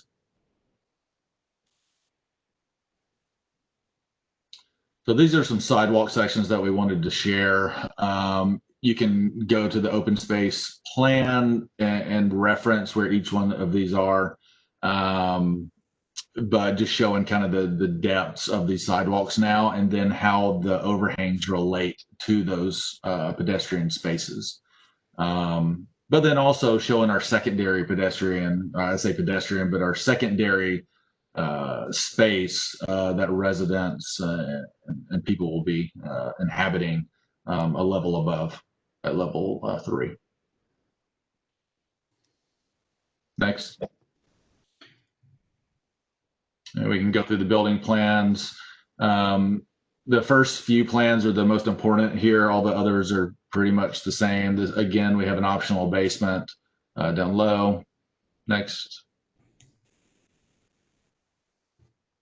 The parking's generally the same here, but you can see the main entry now off of Joppa Road, and then a grand stair coming up into an elevator vestibule. That is another level, is the next level above. But we have a lot of our bicycle parking, secured, gated parking area here. Next. And then as you come up to level 2, you come to the elevator space, the open vestibule, and the mail, and kind of probably a concierge, I would assume, is here. And then you have your other entry off of Washington for the cafe and kind of a secondary entry, I think, for the mail and concierge. And then again, we had discussed having parking across the street, and that entrance, for people driving would still be coming off into the parking deck into this space, and then traversing up the building from that point. Next. And so this is level 3. So we've got our community here now leasing some conference space, outdoor gathering space. So there's a lot more outdoor green opportunities on this level. Our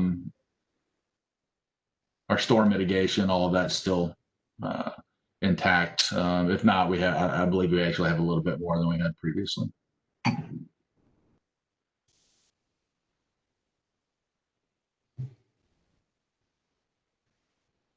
And so this is at level 4. So one of the comments was about, the visual and kind of taking the eye up the corner, the Joppa corner.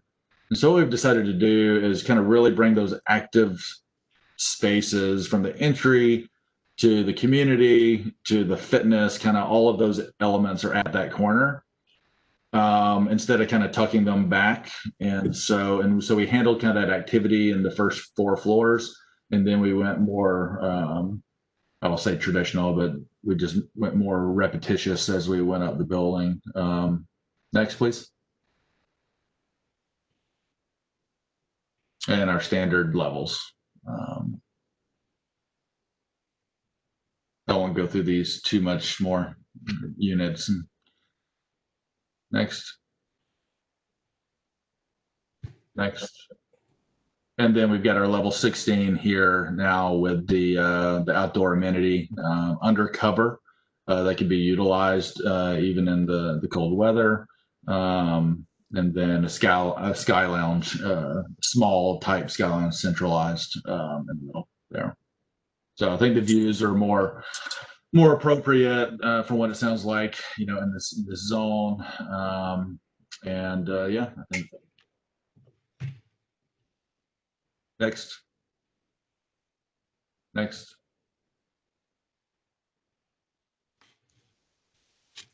So the elevations, we still have the eaves on the west side of the building, but we've changed over to a metal panel, a gauged metal, aluminum or steel panel on the where Joppa and Washington faces, with varying colors.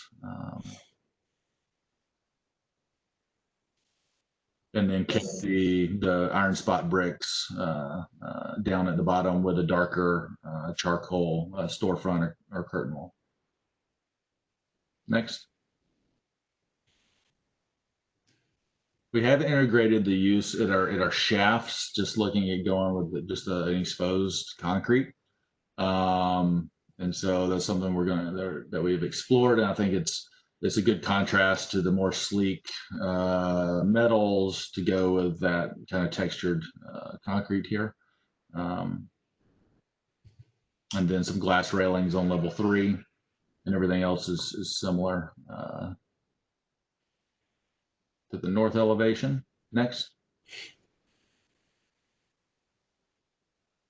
We're looking at doing a planter above kind of that Joppa entry so that we could have vines, evergreen kind of hanging over.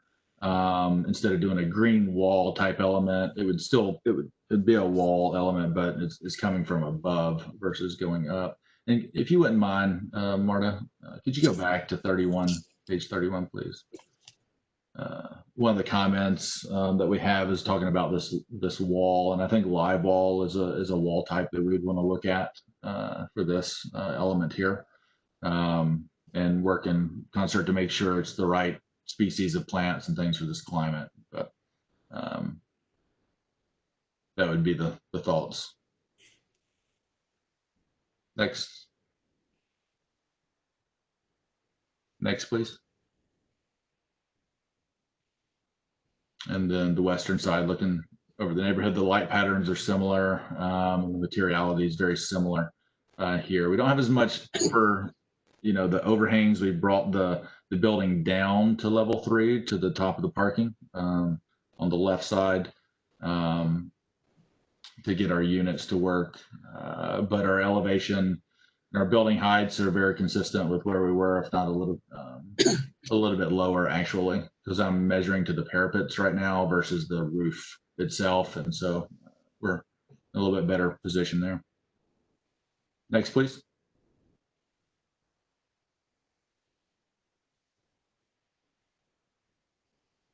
And so we can go through the renderings. We kind of looked at a lot of the renderings in the previous. So if you want to look at it, and next page, in all context, you can see the activity up to level 4, and then we move to our units, and then we top it with activity up at the top. We looked at some night renderings and trying to work through that, and I think we'll want to work with the lighting designer to help really get that look, but that is the goal and the plan. Next. One of the comments was about the corner diagonal column. And so right now we've looked at this in a couple of different ways: concrete structure totally, or a mix. As a concrete structure, I believe that we can cantilever, and we've got about anywhere between a 10 to 15 foot cantilever. Hadn't gotten with a structural engineer yet, but I think we can transfer at level 3, but then work that column up to the corner as we go out. So that's still working to try to get that column out of the pedestrian area as best we can. Next.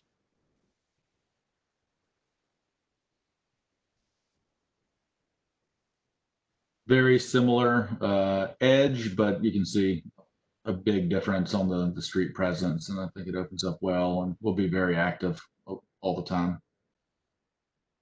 And one thing to note, this corner is an interesting corner because right across the street is just the entry and exit for the parking garage for 703. And so the only pedestrian crossing is to go north to the parking garage from here. So people will really be crossing over at Joppa and up to get to here, or they'll be coming from the parking deck, because otherwise there's nothing at the end at York to really come from, I believe, other than you've got some of the Towson University down the street. But I think the elevation and the soffit height here feels a lot better. Next, please.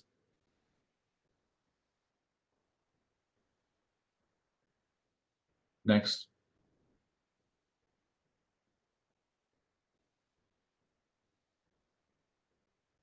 Next.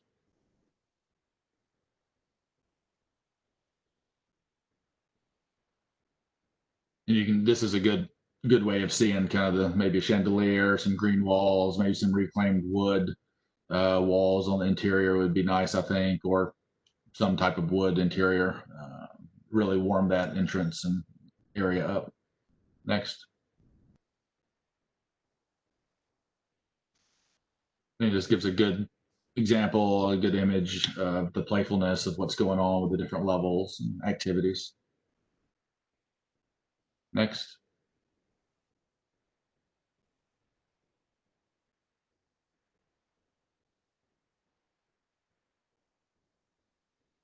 Next.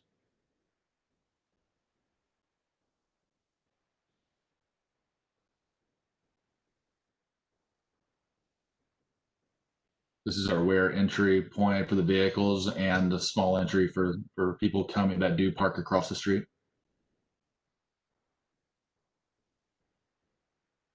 And I think bringing the building down to the amenity level, level 3, helps here, kind of ground it a little bit in a fairly unactive space. Next.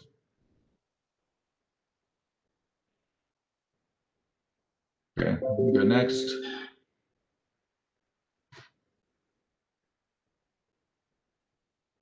So looking at the site plan, one of the comments is about street trees and the planter, the tree wells and things. We have 3 feet right now for a planter itself, but it's very long. We have room to expand, and based on what I'm seeing, to a 4 foot. It looks like the planter beds are 8 feet maximum, and that includes the 1'6" bands on either side of that planter, leaving a 4 foot planting bed. And so we can work that into this plan as desired. It's just the balance of the public realm and the sizes of the sidewalks and the encroachments there. So I think that's for discussion. And then the colors of the pavers, knowing that the concrete extends typically around the corners. But again, we were looking at the neighboring property and trying to kind of match the context there, at least on the streetscape. We did include the gray pavers that cross over the entrances from the Ware and Joppa entries for the vehicles, to also match the 703 across the street. Next. As we go up to level 3, you can see the green planter that we've got on the south end over at Joppa, outdoor seating, and we're working through the plantings. It would all be native and appropriate for this property, and as required. Next.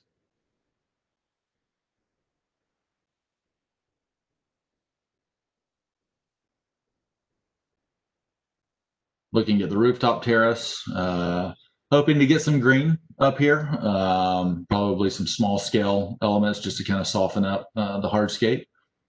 Maybe make it active with some pool tables, a grilling station, fire pit looking out over the views and towards Baltimore. Next. And we've gone through the units previously. None of these have changed, so we can skip through these.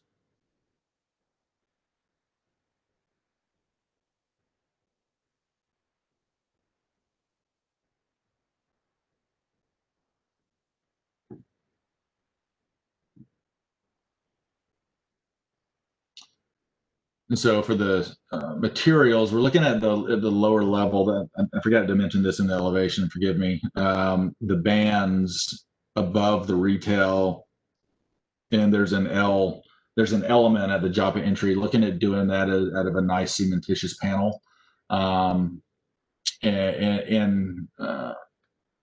inclusive of the iron spot brick and the concrete. So that's all at the pedestrian level with the curtain wall. And then as you go up, you've got the eaves and then the metal panels.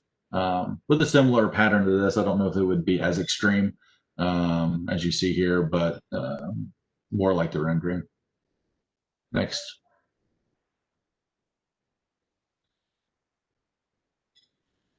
And similar to previous, a lot of reverse channel backlit signage, some cut aluminum signage, and we have all of our sizes. And the studio sign is the largest, obviously. That would be on our vertical on our stair tower. Next. And then this is the signage key that tells you where each one of those signs were.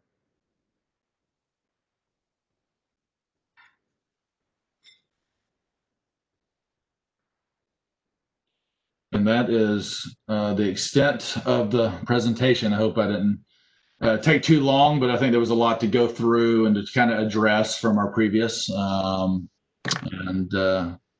love to hear comments and see where we can go from here. Well, thank you for the thorough presentation. It should be noted, you took about the same amount of time as our first residents did, so you didn't take too much time.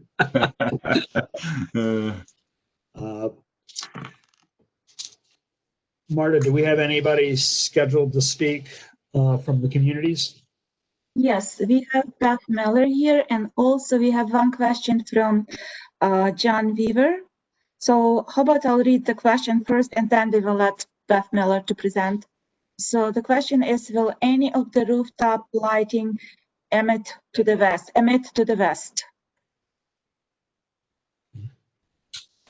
Would it emit to the west? No, we're going to have shades, light shades, make sure the light does not emit to the west because I promised West House in that. So we'll make sure that it's not emitting to the west. Okay, thank you. And Beth, if you're ready, please, the floor is yours. Oh, okay, I'm not muted now. Great, thank you. My name is Beth Miller. I am speaking on behalf of the Green Towson Alliance, but first I just want to briefly note a personal question about the 2 rows of windows shown on the west elevation. Those windows are located in a wall that's proposed to be built on the property line and would be covered by the construction of an adjacent building to the west. And that circumstance would impact the daylight available to the interior rooms of those units. And I'm sorry, I'm going to interrupt, but I just wanted to let you know that you have 5 minutes as a community speaker representative. Great. So I'll continue then. So the GTA provided written comments that I'm going to summarize here. We appreciate that the designer made many changes. Unfortunately, the building in the public right-of-way and disregarding the setbacks that define the public realm established by the adjacent buildings is, in our opinion, a fatal flaw that has not been overcome. This building is just too big for the lot. We prepared a diagram that illustrates the extent of the encroachment of this building into the public right-of-way, both at the ground level and the cantilevered 13 or 12 stories above, depending on where you consider the cantilever to begin. This overly aggressive use of the site, from our point of view, makes it impossible to plant street trees as required by the planning department in their final comments. Most of the streetscape cannot accommodate the recommended tree pit size of 6 foot wide plus 16 inches of brick banding from the edge of the curb. Even with a less than ideal tree pit, a mature tree would then conflict with the cantilever of the building beginning at the 3rd or 4th floor. The green wall is pretty minimal and does not compensate for the loss of the street trees. The planning department requires bicycle racks in the public realm. Perpendicular bike racks require about a 15-foot deep sidewalk, which are really not available here. Racks installed parallel to the curb would reduce the pedestrian clearance to less than 7 feet in several locations. The use of the right-of-way precludes an on-street bike corral and dedicated bicycle lane. If tables and chairs are set up outside the cafe, pedestrians will only have 6.5 feet to pass each other once you get past the planters. Ironically, pedestrians on this narrow sidewalk would likely trample the at-grade planters, which seem to be placed to provide a sense of safety from the very close passing traffic. The downtown open space calculation is not in keeping with the spirit of the design guidelines. 2-foot wide slivers along the face of the building do not contribute. The steps are the main substantial area provided, but we have concern that this recessed pocket of gathering space is rather brutalistic and reminiscent of the unwelcoming and unused space at the Towson Library at York and Chesapeake Avenue. The terraces on the 2nd level, now I'm questioning whether that's 2nd or 3rd, but depends on which street you're at, I guess, would enliven the public realm, but they're too narrow to be usable along the Washington Avenue facade.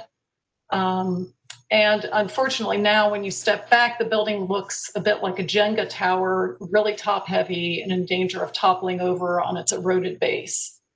A setback to the upper levels is more in keeping with the urban design principles for creating walkable streetscapes rather than inhospitable canyons. There are simply no other buildings of this height so close to the street in Towson.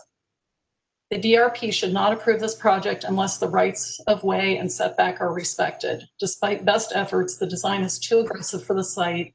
It is not in keeping with the spirit and intent of the downtown Towson design guidelines. Thank you for your time. This is Mark Manzo, can I make a comment?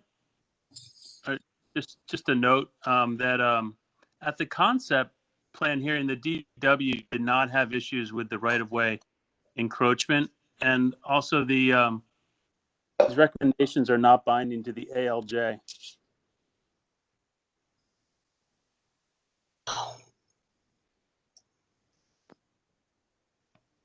For the record. Okay, Beth, thank you very much for your detail and thorough presentation as is typical. Marta, do you want to go ahead and do the staff report? We actually have two more questions from the public, from John Weaver again. And John, if you can hear me, can you please provide your address that we can have on the record? So two questions are, can you confirm there is no west-facing signs? And another question is, what about the rooftop lighting specifically? Can you confirm this is not going to shine to the west?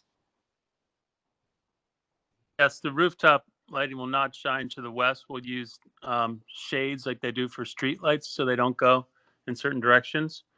And the other question about the signage, there's no signage to the west. Was that the question? I couldn't understand. So the question was, can you confirm there is no west-facing signs? Yes, yes. As you can see on the signage detail, there is a location plan, and there are no signs facing west because I promised West House and there would not be.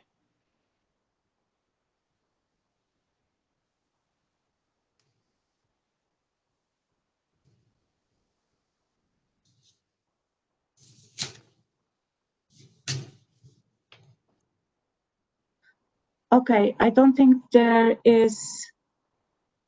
are no questions. I don't think there are more questions from public at this point. Okay, well, Marta, at this point, once we begin your presentation, we're going to go right into the board's comments and questions for the panel or for the presenter. Okay, so our staff report is based on again, Baltimore County zoning regulations, the project's conformance with the regulations as set forth in Bill number 49-16, the Downtown Towson Overlay District, and the conditions from the previous meeting. So I will start. We listed all of the conditions in our staff report, and I would like to start from environmental sustainability. Recommendation: staff recommends approval of environmental sustainability subject to the following conditions. Provide street trees along Washington and Fair Avenues. The trees should be placed from 30 to 50 feet on center. Provide a list of all proposed plants for terraces, the rooftop, and for the street level. Native plants should be used, and we attached recommended tree list. Provide details for the rooftop screen areas and as shown on pages 39 and 60. Provide details for the proposed green walls. In regards to the block configuration and site design, we have staff recommends approval, and we have one condition: clearly show on the plan, label on the plan all pedestrian and vehicle entrances to the building. In regards to the parking, staff recommends approval. In regards to downtown open space, staff recommends the following conditions: clearly indicate the total open space provided for this development meets the DT downtown space requirement. Second condition, provide bike racks on the street level. And third condition, provide sections with dimensions to show that DT 1000 requirements are met. Brick paving edge along the curb, 16 inches in width. Decorative street lighting, 60 feet on center, and set street tree pit are constructed per GT standards. In regards to building principles architecture, staff recommends approval of the proposed architecture subject to the following condition: clearly label dimensions of the overhangs on the plan. In regards to building materials, staff recommends approvals of the proposed materials. In regards to lighting, staff recommends approval of the proposed lighting, and staff also recommends approval of the proposed signs. That's it from staff report. Okay. Thank you, Marta. Matt, I'm going to go with you first on this since you went first the last time and you're very detailed. Okay, I'd be happy to go first. Make sure my microphone is on. I think it is, right? Yes. So I think you guys have done a really good job of addressing the comments that we made last time. I think it is much improved. I know it is an aggressive program and it's a small site, but I also know that in downtown Towson, the goal is to attract investment, to create a more urban-like downtown, and the guidelines are written to have flexibility to allow challenging sites like this to be developed. But I also know the public realm is incredibly important, the streetscape's important, comfort, for humans on the street, pedestrians, cyclists. And I feel like you've done a really good, made some good changes that address some of our comments. So I think I'm pleased with the changes that you've made. What I want to do is walk through some of the criteria, the downtown Towson criteria, one by one, the same way that Marta did. I have a few questions. Just in terms of sustainability, I'm assuming you're still committed to being LEED Silver, correct? Yes. Okay.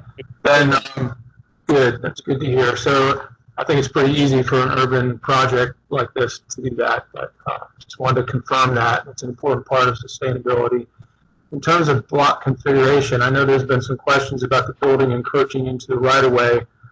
Looking at your engineering plans, civil plans, it looks as though you're building to the right-of-way, to your property line, and that there is a area identified as potential widening of the road or something like that. But my understanding is that's not part of the right-of-way, so you're in fact not encroaching into the right-of-way. Is that correct? Is my understanding correct there? Yes. Okay. Let's see. In terms of block configuration, yeah, the way you've addressed the corners and the entrance now on Joppa Road, I think is much improved. Both corners are much improved. By raising the terraces and the second and third floors, I feel like the streetscape is much less crowded. I think that's a great improvement in terms of block configuration. It does look like on where you have one on-street parking space, which is forcing the sidewalk to come down to 4 feet wide, which is kind of narrow. I'm hopeful that maybe we can lose that one parking space and we can widen the sidewalk there. That we can't. Hopefully, we cannot lose that because West Towson really is concerned about parking, and that was a promise I made to them. So I really would love to keep that space if we can. They really are concerned about parking, and we're just trying to squeeze as many as we can in here. Okay. Yeah, the 4-foot width sidewalk is a little tight there.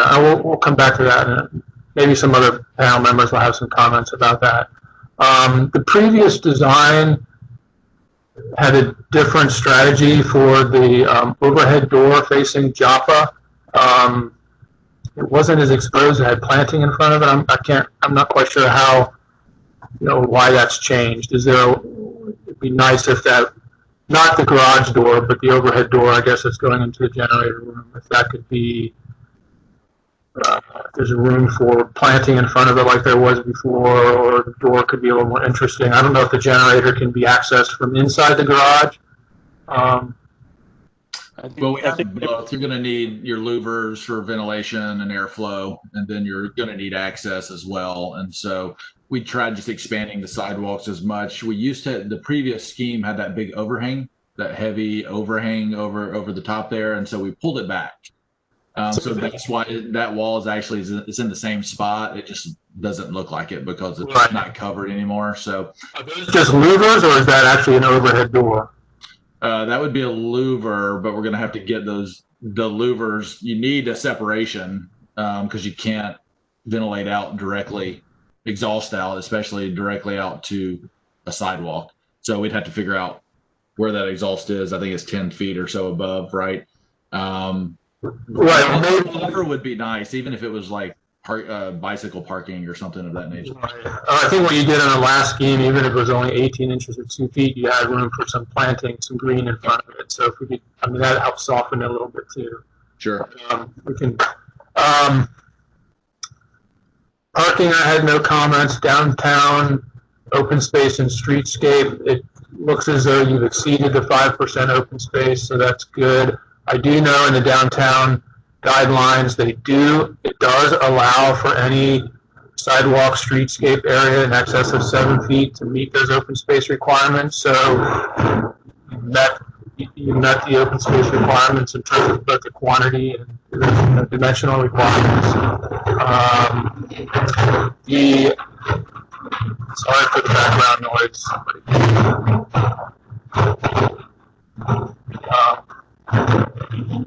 Both the downtown guidelines and the downtown Towson amenity open space standards do require street trees 30 feet on center. It looks as though to me you've raised the building enough that we might not be able to get very large trees, but I think you could get some smaller trees or sort of an upright tree. I think that's something that it might be hard on Joppa, but it looks like on Washington you might be able to get 2 or 3 trees, and maybe on Ware maybe 1 or 2 trees. I do agree with the comments the county made about the tree planter details. The planter details, the 16-inch banding. Looks like you're providing all of that. The plant list for all plant materials, trees from the suggested downtown tree list, plant details for everything, including the terraces and the green wall, and details for that, I think are something I think is important to have. I had a question about the grand stairs. I think it's a great idea, and wondering if are they generally a 6-inch riser and a 12-inch tread? Is that more or less what's being proposed? Is it 7, Nick? 7, whatever it is. 7-11? 7-11. That's fine. Look at my model. Yeah, it would be, and we would figure it out to where, because we're going to start up at the grade, kind of up at the northeast there, and figure out how it gets us up to that level 3. Right. So I believe it's like 7 or 6.5 or something like that. Is there a door at the top? It's just part of the streetscape experience. Is that correct? Yes, sir. There's no access there. So my thinking is maybe they don't literally have to look like steps, 6.5 by 11 or 10 or whatever it is. Maybe they can vary. Maybe some of them are 6 or 7. Maybe some of them are 12 or 18. Yeah. Maybe some of the treads are 12. Maybe some are 18 or 24. So it starts looking a little more sculptural, different places to sit. Maybe you're walking, it could tie into the planters.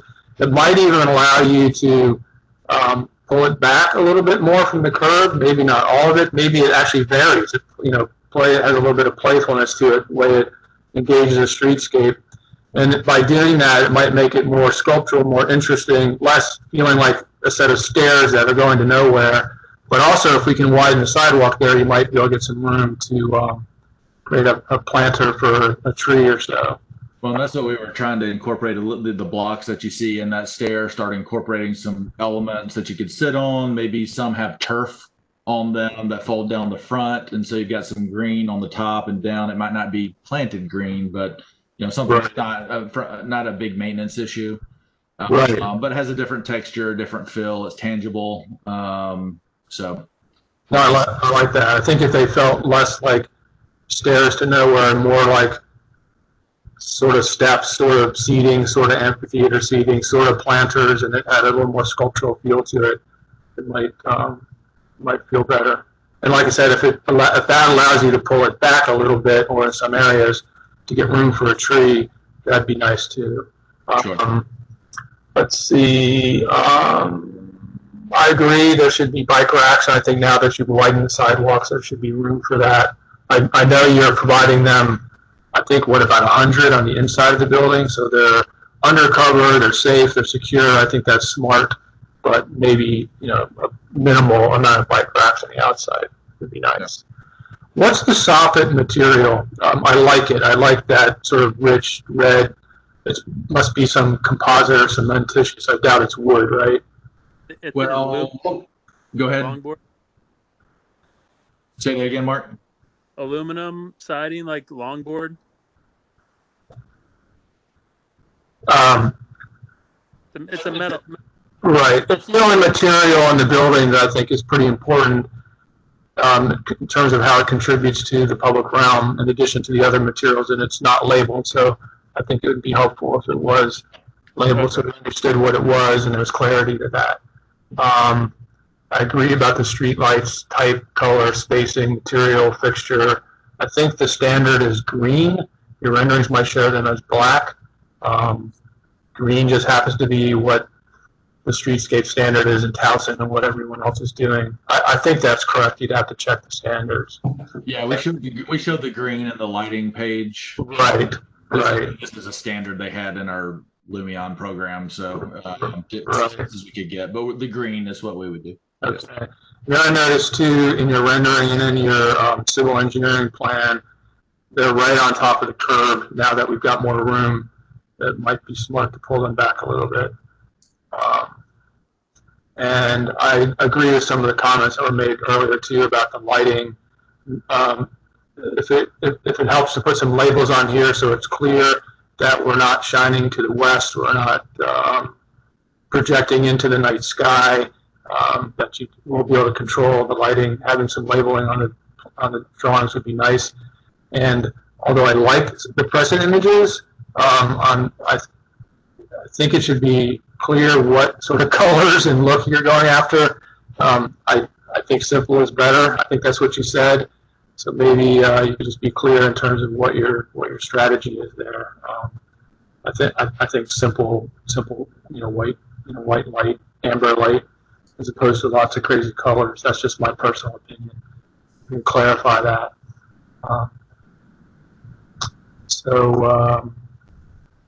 Those are all my comments. Thank you. Matt, thank you for your extreme thoroughness. Next we'll go to Joe. Hi, good evening. So I just want to say to the team, thank you for listening. Clearly, I agree that this application has made significant improvements. So thank you for that. I do like how you carried the brick pattern from the flats over to the two corners here. So, I like that. And I do agree with Matt's comments about that grand staircase, perhaps, changing the height and creating some new experiences in there. But that's really all I had. So Matt hit a few, but overall, I think it's a great improvement. So thank you. Thank you. Yeah. Kelly, do you have some comments? I do have a couple and a couple questions and a couple of comments. So I will also reiterate what Matt said about the steps. I think they have a really valuable engaging component to the exterior and the human experience. I would absolutely look at the differentiating the width and the materials and further explore that. With regards to some of the exterior materials and color, I like how the palette and the color palette of the exterior materials have been modified. I think it's a more sophisticated color palette, and would ask that as when this is taken to a different level, that with the roof lines and the exterior materials, that they talk to the interior materials when they pass through the glass, especially on floors 1 through 3, and then to the degree that you can capture that on the fitness center area, just make sure they talk to each other, because you'll experience those spaces as both an internal and an external space. So I think they should talk to each other, not be jarringly different. And then a question on the lighting palette. I actually have the presentation up in another window here, but are you proposing color on page?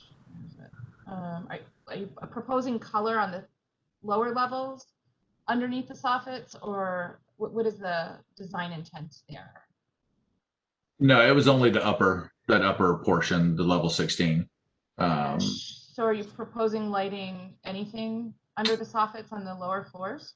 We do just some can type lights, nothing too extreme, because there's going to be so much light, from these interior spaces coming to Washington. And so, and to your point, I think if you're contiguous with your materiality and your intent from inside to outside, that will help.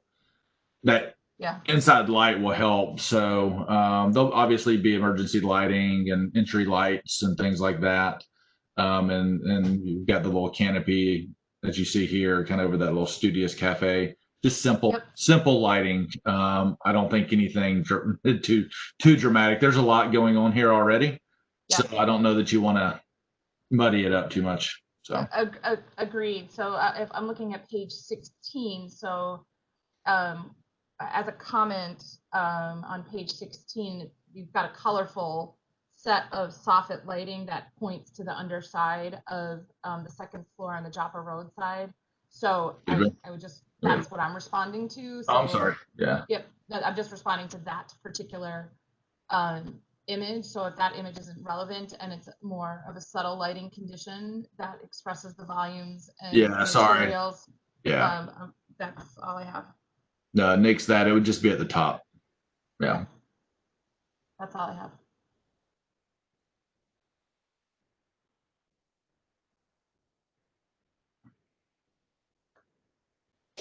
Thank you, Kelly. Donald? Thank you. I have a question.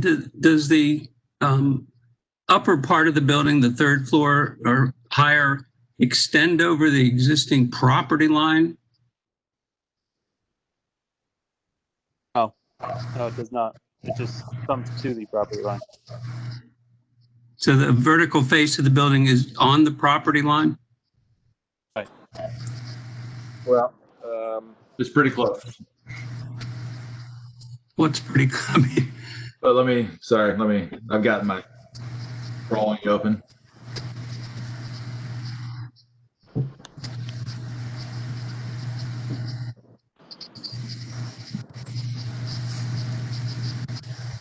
Yeah, we're within just a few inches of it on the Washington and Joppa and Ware, and then we're off of it a little bit on the west side, because there's a sliver, a triangle, so we're anywhere between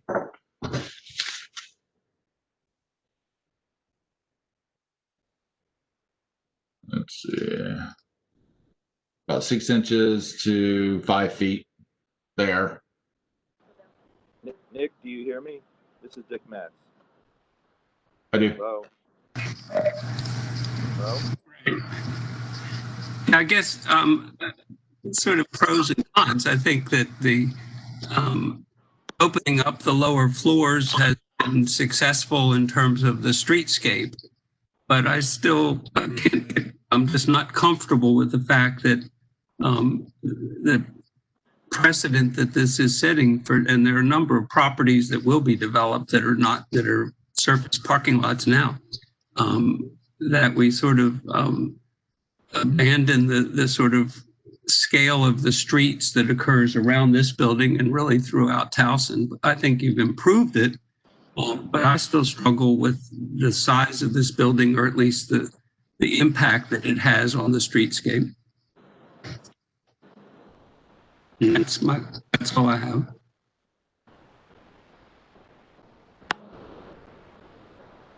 Hello?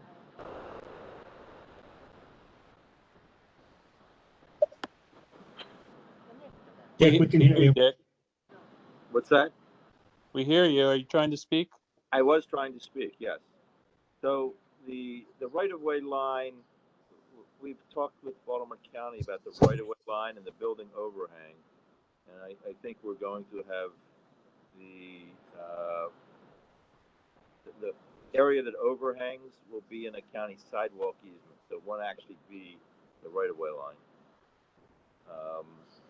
We're waiting to hear back from the county on that issue.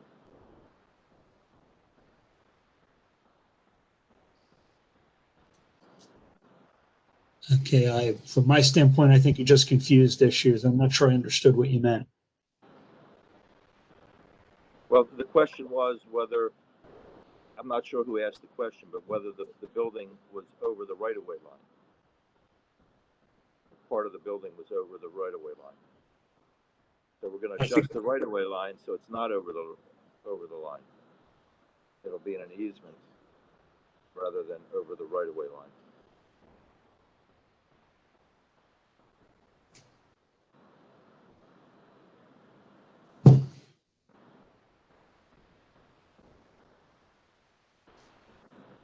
Does anyone have any question about that? I mean, that's.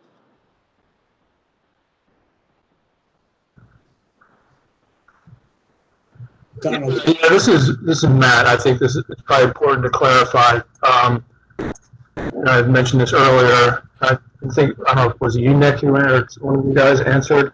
My understanding is that you are not going, the building is not projecting beyond your property line of the right of way. But it is going into an area that DPW has designated as a potential future widening. But they have no intention of widening, so they're okay with that. Is that the correct understanding? I think so. Okay, so personally, I'm comfortable with the building not going beyond your property line or the right of way, but if it goes beyond that. DPW didn't object. And right. That's a DPW thing for you to deal with. That's not a design thing, per se. But yeah, my opinion, just. Yeah, if worse comes to worse, we would do a franchise agreement, and we've already talked to people about that, and it's no big deal. But as of now, we're very comfortable with DPW not objecting to it. So. Donald, did you have additional comments? No, I understand that. Okay. Cecily. Okay, thank you very much. This is Cecily. I'm going to emphasize a few things that Matt and others stated, as well as ask a few additional questions and maybe add a comment or two. So on Ware Avenue, the sidewalk does neck down to, I think is maybe 4.4 feet, and that's inadequate for pedestrian passage. The fact that West Towson wants additional, as much parking as possible, I don't think that trumps a usable public realm for pedestrians. So I would strongly advocate for removing that parking space and increasing the sidewalk dimension to be a minimum of 6 feet clear on all sides of the building to allow for adequate pedestrian passage. The next point is the exterior bike parking, and I think I understood from the presentation that the interior garage parking was secured and maybe just for building residents. So I think that makes it even more necessary that there be some exterior publicly accessible bike parking. I think that could parallel the planters or modified somewhere along the building face, to be determined by design, but not again impeding that 6 foot minimum pedestrian clear zone for proper pedestrian passage. The lighting of the fin, the roof element, I would echo what I think Kelly and Matt said, is that more subtle, maybe it's a single color at a time with a fade transition and a limited palette of color. I think that, for example, I think it's the Anthem House on Key Highway. They use the color up on the top of the building, and it is dynamic, but it may not be as appropriate for a residential building. And I would, again, to not set precedent and have the competition of changing lights that should be on more civic buildings or have more prominence, that a residential building take a more subtle approach to the lighting. And also that it be respectful of not just the west direction, but that it protects the night sky environment. So while you're shielding to the west, I'd like to also ask that there's not uplighting that affects the night sky. Again, echoing the stairs to nowhere, I think that could be more successful as I actually thought there was an entrance there until Matt brought that up. So I think using that as amphitheater seating rather than as a set of stairs be successful. The one thing I have a question on is the concrete element of the facade. I will state here that the facades, as well as the sidewalks, other than what I've commented on thus far, have been drastically improved. So thank you for listening. Thank you for streamlining the materials and being more consistent, especially along the street frontage, to have those materials in color be consistent in material. I think is very successful, much improved from the last submission. So the question is on the portion that is the concrete, which I understood is where the studious signage would go. You mentioned a textured concrete. Could you please describe what you mean by textured concrete? Yeah, sorry, I meant it's not really a textured concrete. It has texture versus a smooth metal finish. So that was it just has a different feeling, a different sheen, which the sheen seems textured, but I think it would be a simple form-lined, product. I mean, you could go textured with form liner. You can do pretty much anything with it, but I'm not sure that's kind of really the direction we would want to go. I think keeping it simple here would be nice. Yeah, thank you for that. Yes, I would advocate for that it be the simple form work, to express the truth of that material rather than trying to apply, especially on such a tall element, consistently, anything that was additive to the process. Right. Keep it simple. So as mentioned, I think on the other reviews that stormwater management itself is reviewed by others, but we do comment on the design and the intention as it relates to environmental and expression in design, as it expresses itself in design. So to that note, can you talk through how you're dealing with the Maryland regulations in terms of stormwater and how that affects the design? Are you using cisterns internally? Are any of the planters accommodating stormwater management? How is that approach? The planters on the third level, Cecily, they've all been reviewed and approved. As stormwater management? Yes. And how are you meeting the remainder of the requirements? Because I can imagine that those planters alone suffice. Actually, I think the civil engineer should probably answer that, but we have a full set of approvals that we could show you, follow up to that if you'd like. Yes, I think Stuart Darley is on the line. Stuart, are you there? Stuart? Hello? Does anybody hear me? I hear you. We hear you. We don't hear Stuart. Stuart, are you there? I see his name on the attendance list. Yes, I think he's he's out there somewhere. Anyhow, but so some of the street trees are also going to be part of the stormwater management, but most of it is on the deck outside, and it will. It was all satisfied on the deck. We can send you the approvals, but yeah, they said that actually that would, I'm pretty sure it would take care of everything. Correct. But we can follow up with precise details. Well, as long as you agencies, that's fine. We don't really get into the realm of the quantity. It's more of the expression of that, and that you are, intending to meet it with ESDs and other methods rather than, use the reliance on storm drains. We actually have the concept approval already for the. Okay, great. And it did not change.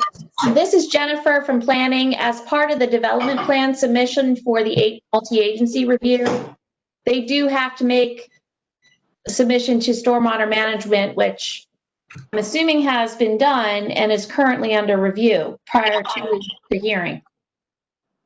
Yeah, we got the first set of approvals, and now we're just going to get the final set. Right. You went through the concept phase of stormwater management, and now you're in the development plan phase. Okay, so it's in process, and it's on the right track for that. Okay.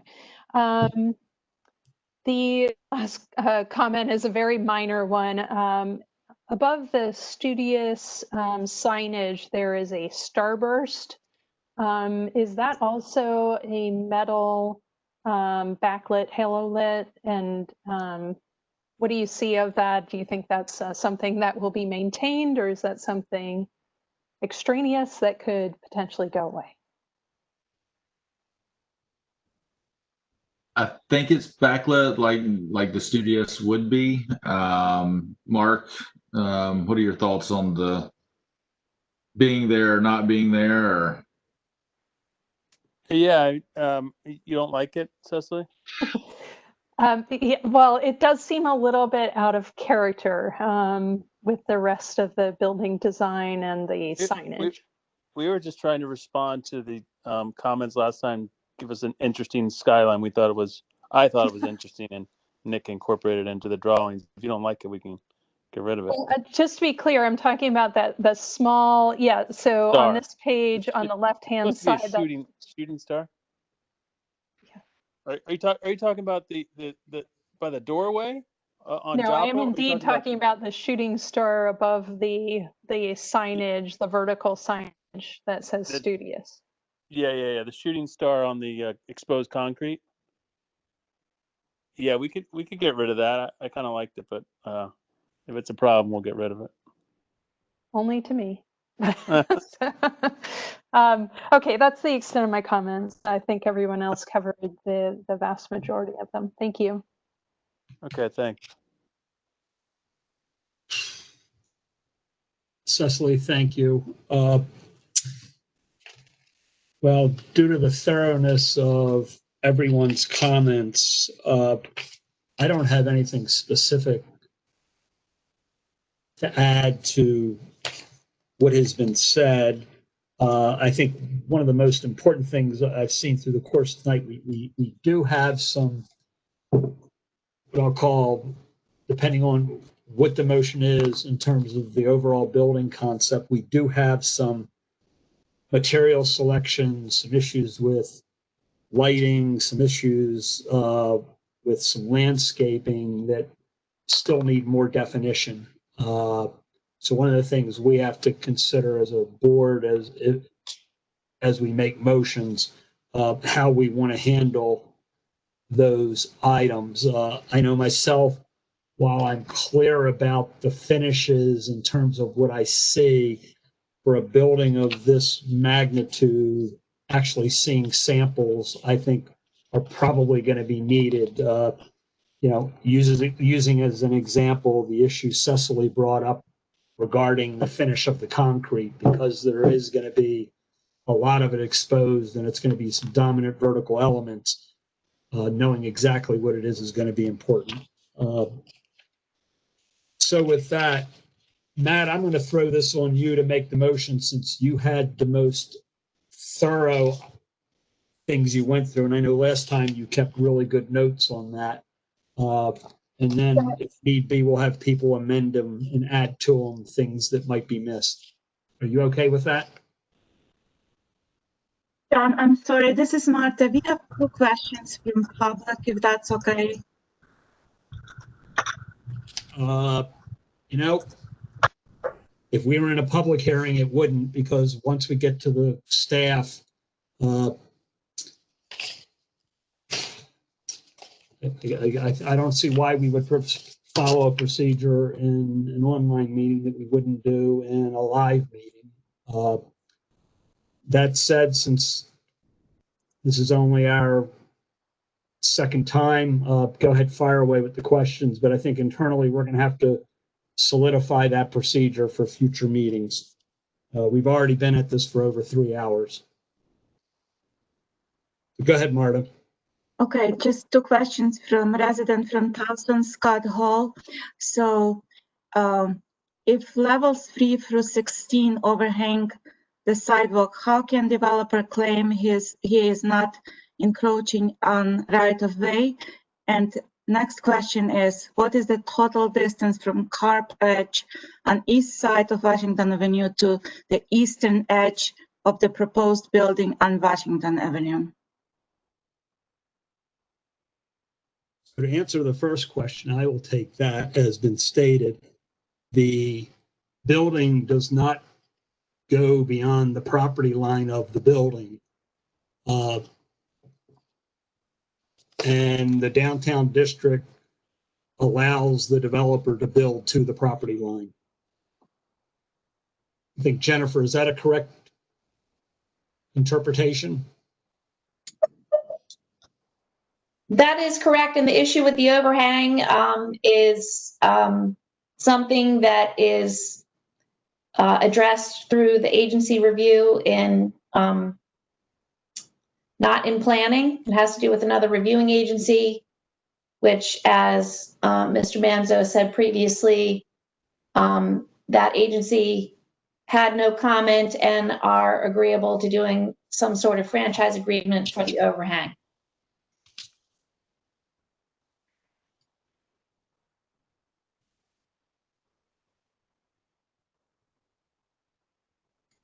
What was the second question again, Marta? Can you read that again, please? Yeah. What is the total distance from curb edge on east side of Washington Avenue to the eastern edge of the proposed building on Washington Avenue? Nick, can you take that?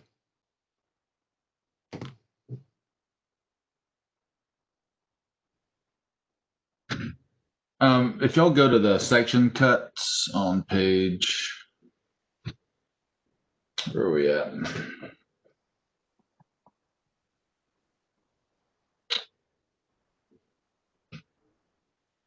It shows the depths of the sidewalk and reference to the building. Is that page 19? Page 17? Page 19. 19? Yes, ma'am.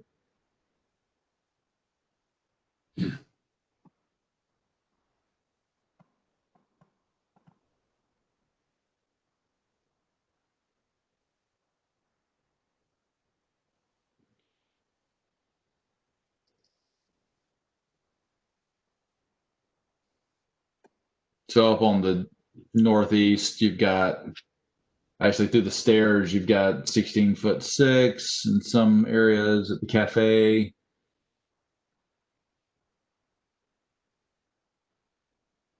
$12 plus or minus. That's the where, and then I think there's another Washington down below. 10, 13, 14 foot 10 total. Okay, thank you.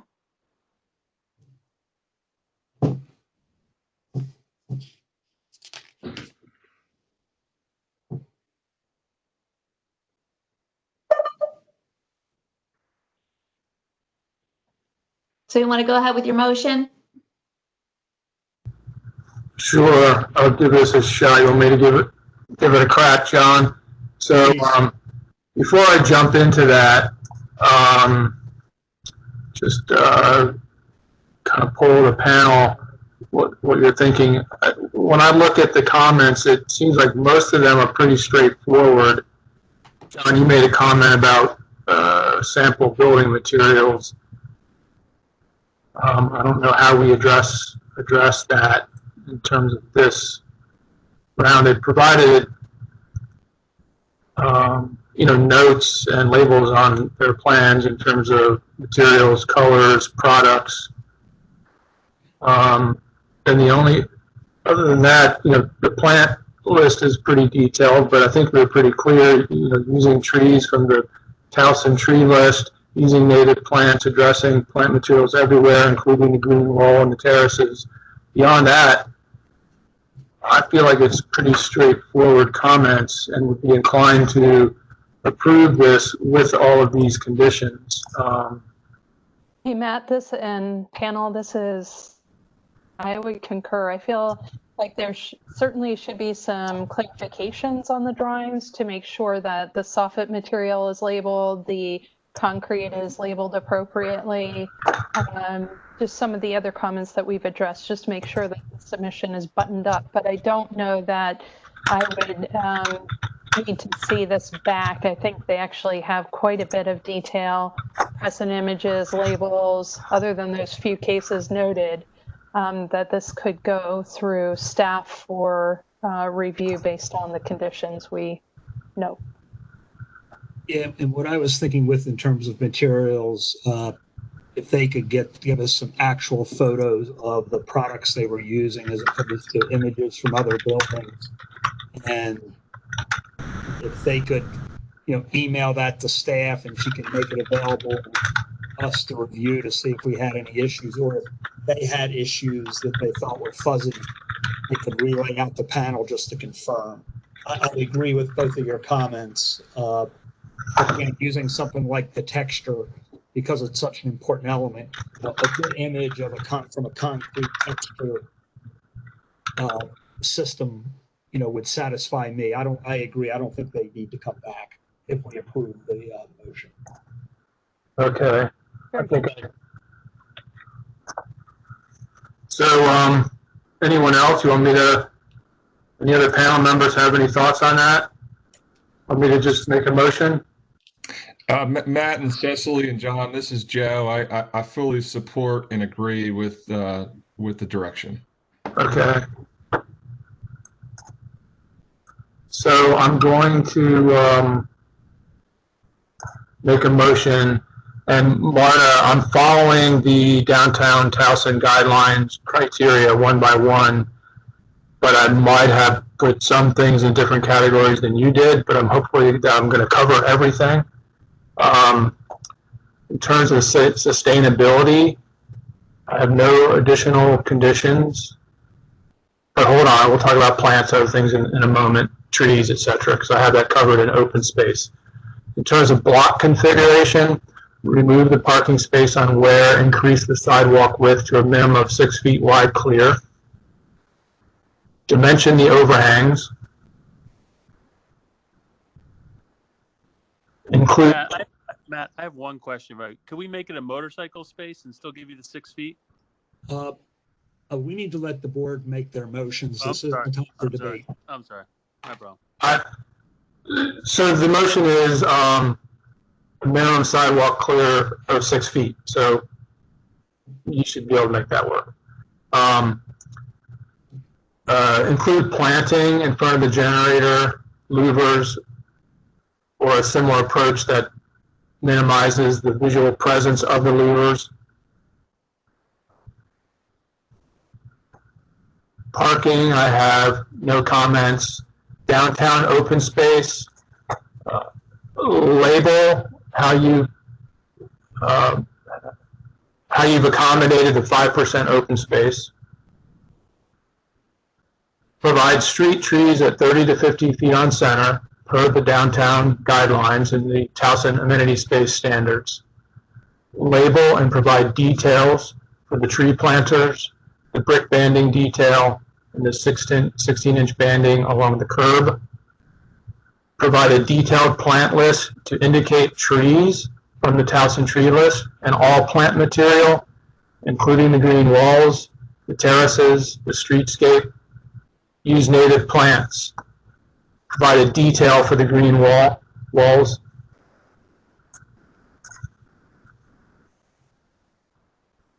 Let's see how I want to word this. Vary the height and tread of the grand steps to create more, to widen the sidewalk and allow for trees, and to create a more artistic expression.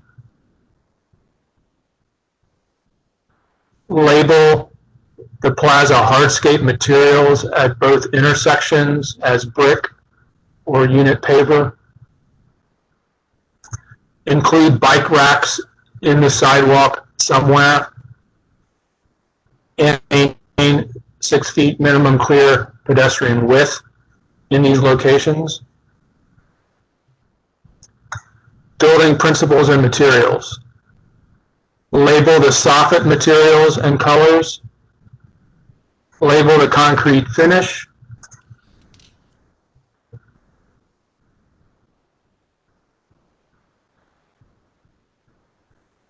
Clarify that interior colors will complement exterior materials and colors by bringing some of the same colors and warmth inside the building. Provide photos of materials and textures that accurately reflect building materials. Under lighting, clarify the street light type, the color, the height, 60 feet spacing, the fixture. Pull the street lights back from the curb. Label and clarify the intended lighting at the rooftop and all lighting to not project into the night sky, to not project west, to not project into the neighborhoods, to focus on the architectural elements. No multiple colors of lighting, keep it simple. Same with the terrace lighting and the roof element. Clarify the lighting intent in the soffit. Remove the shooting star.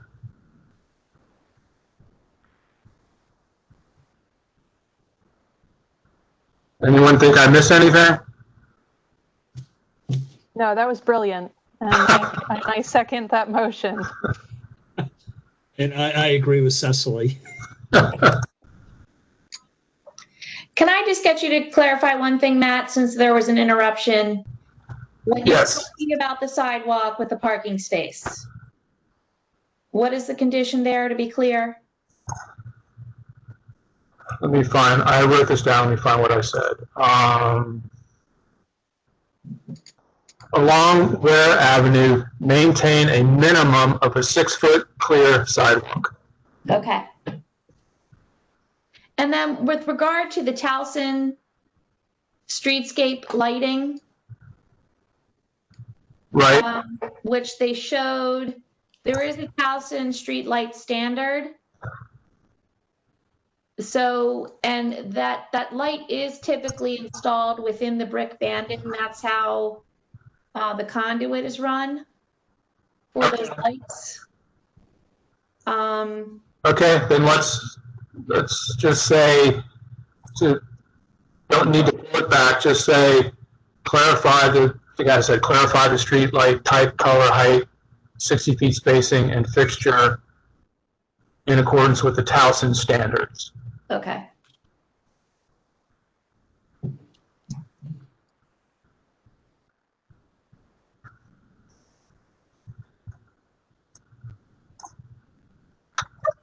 Those are the only two clarifications I wanted to check. Okay. I'm done. Thanks.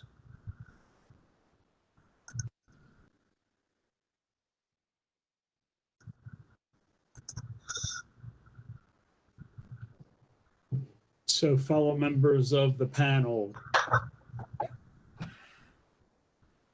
unless there's other questions. Well, actually, let's do. Is there a second to the motion? This is Cecily. I already seconded the motion. So with that, is there any discussion among the panel? Anything that needs to be added? If not, I'm going to go ahead and call the vote. All in favor? Aye. Aye. Opposed? Aye. Was that enough? Was that one vote against? Ms. Donald, I voted against the motion, yes. Okay. With that, I don't believe we have any other business this evening. Martha, Jennifer, unless you have anything you want to mention, I will go ahead and adjourn the meeting.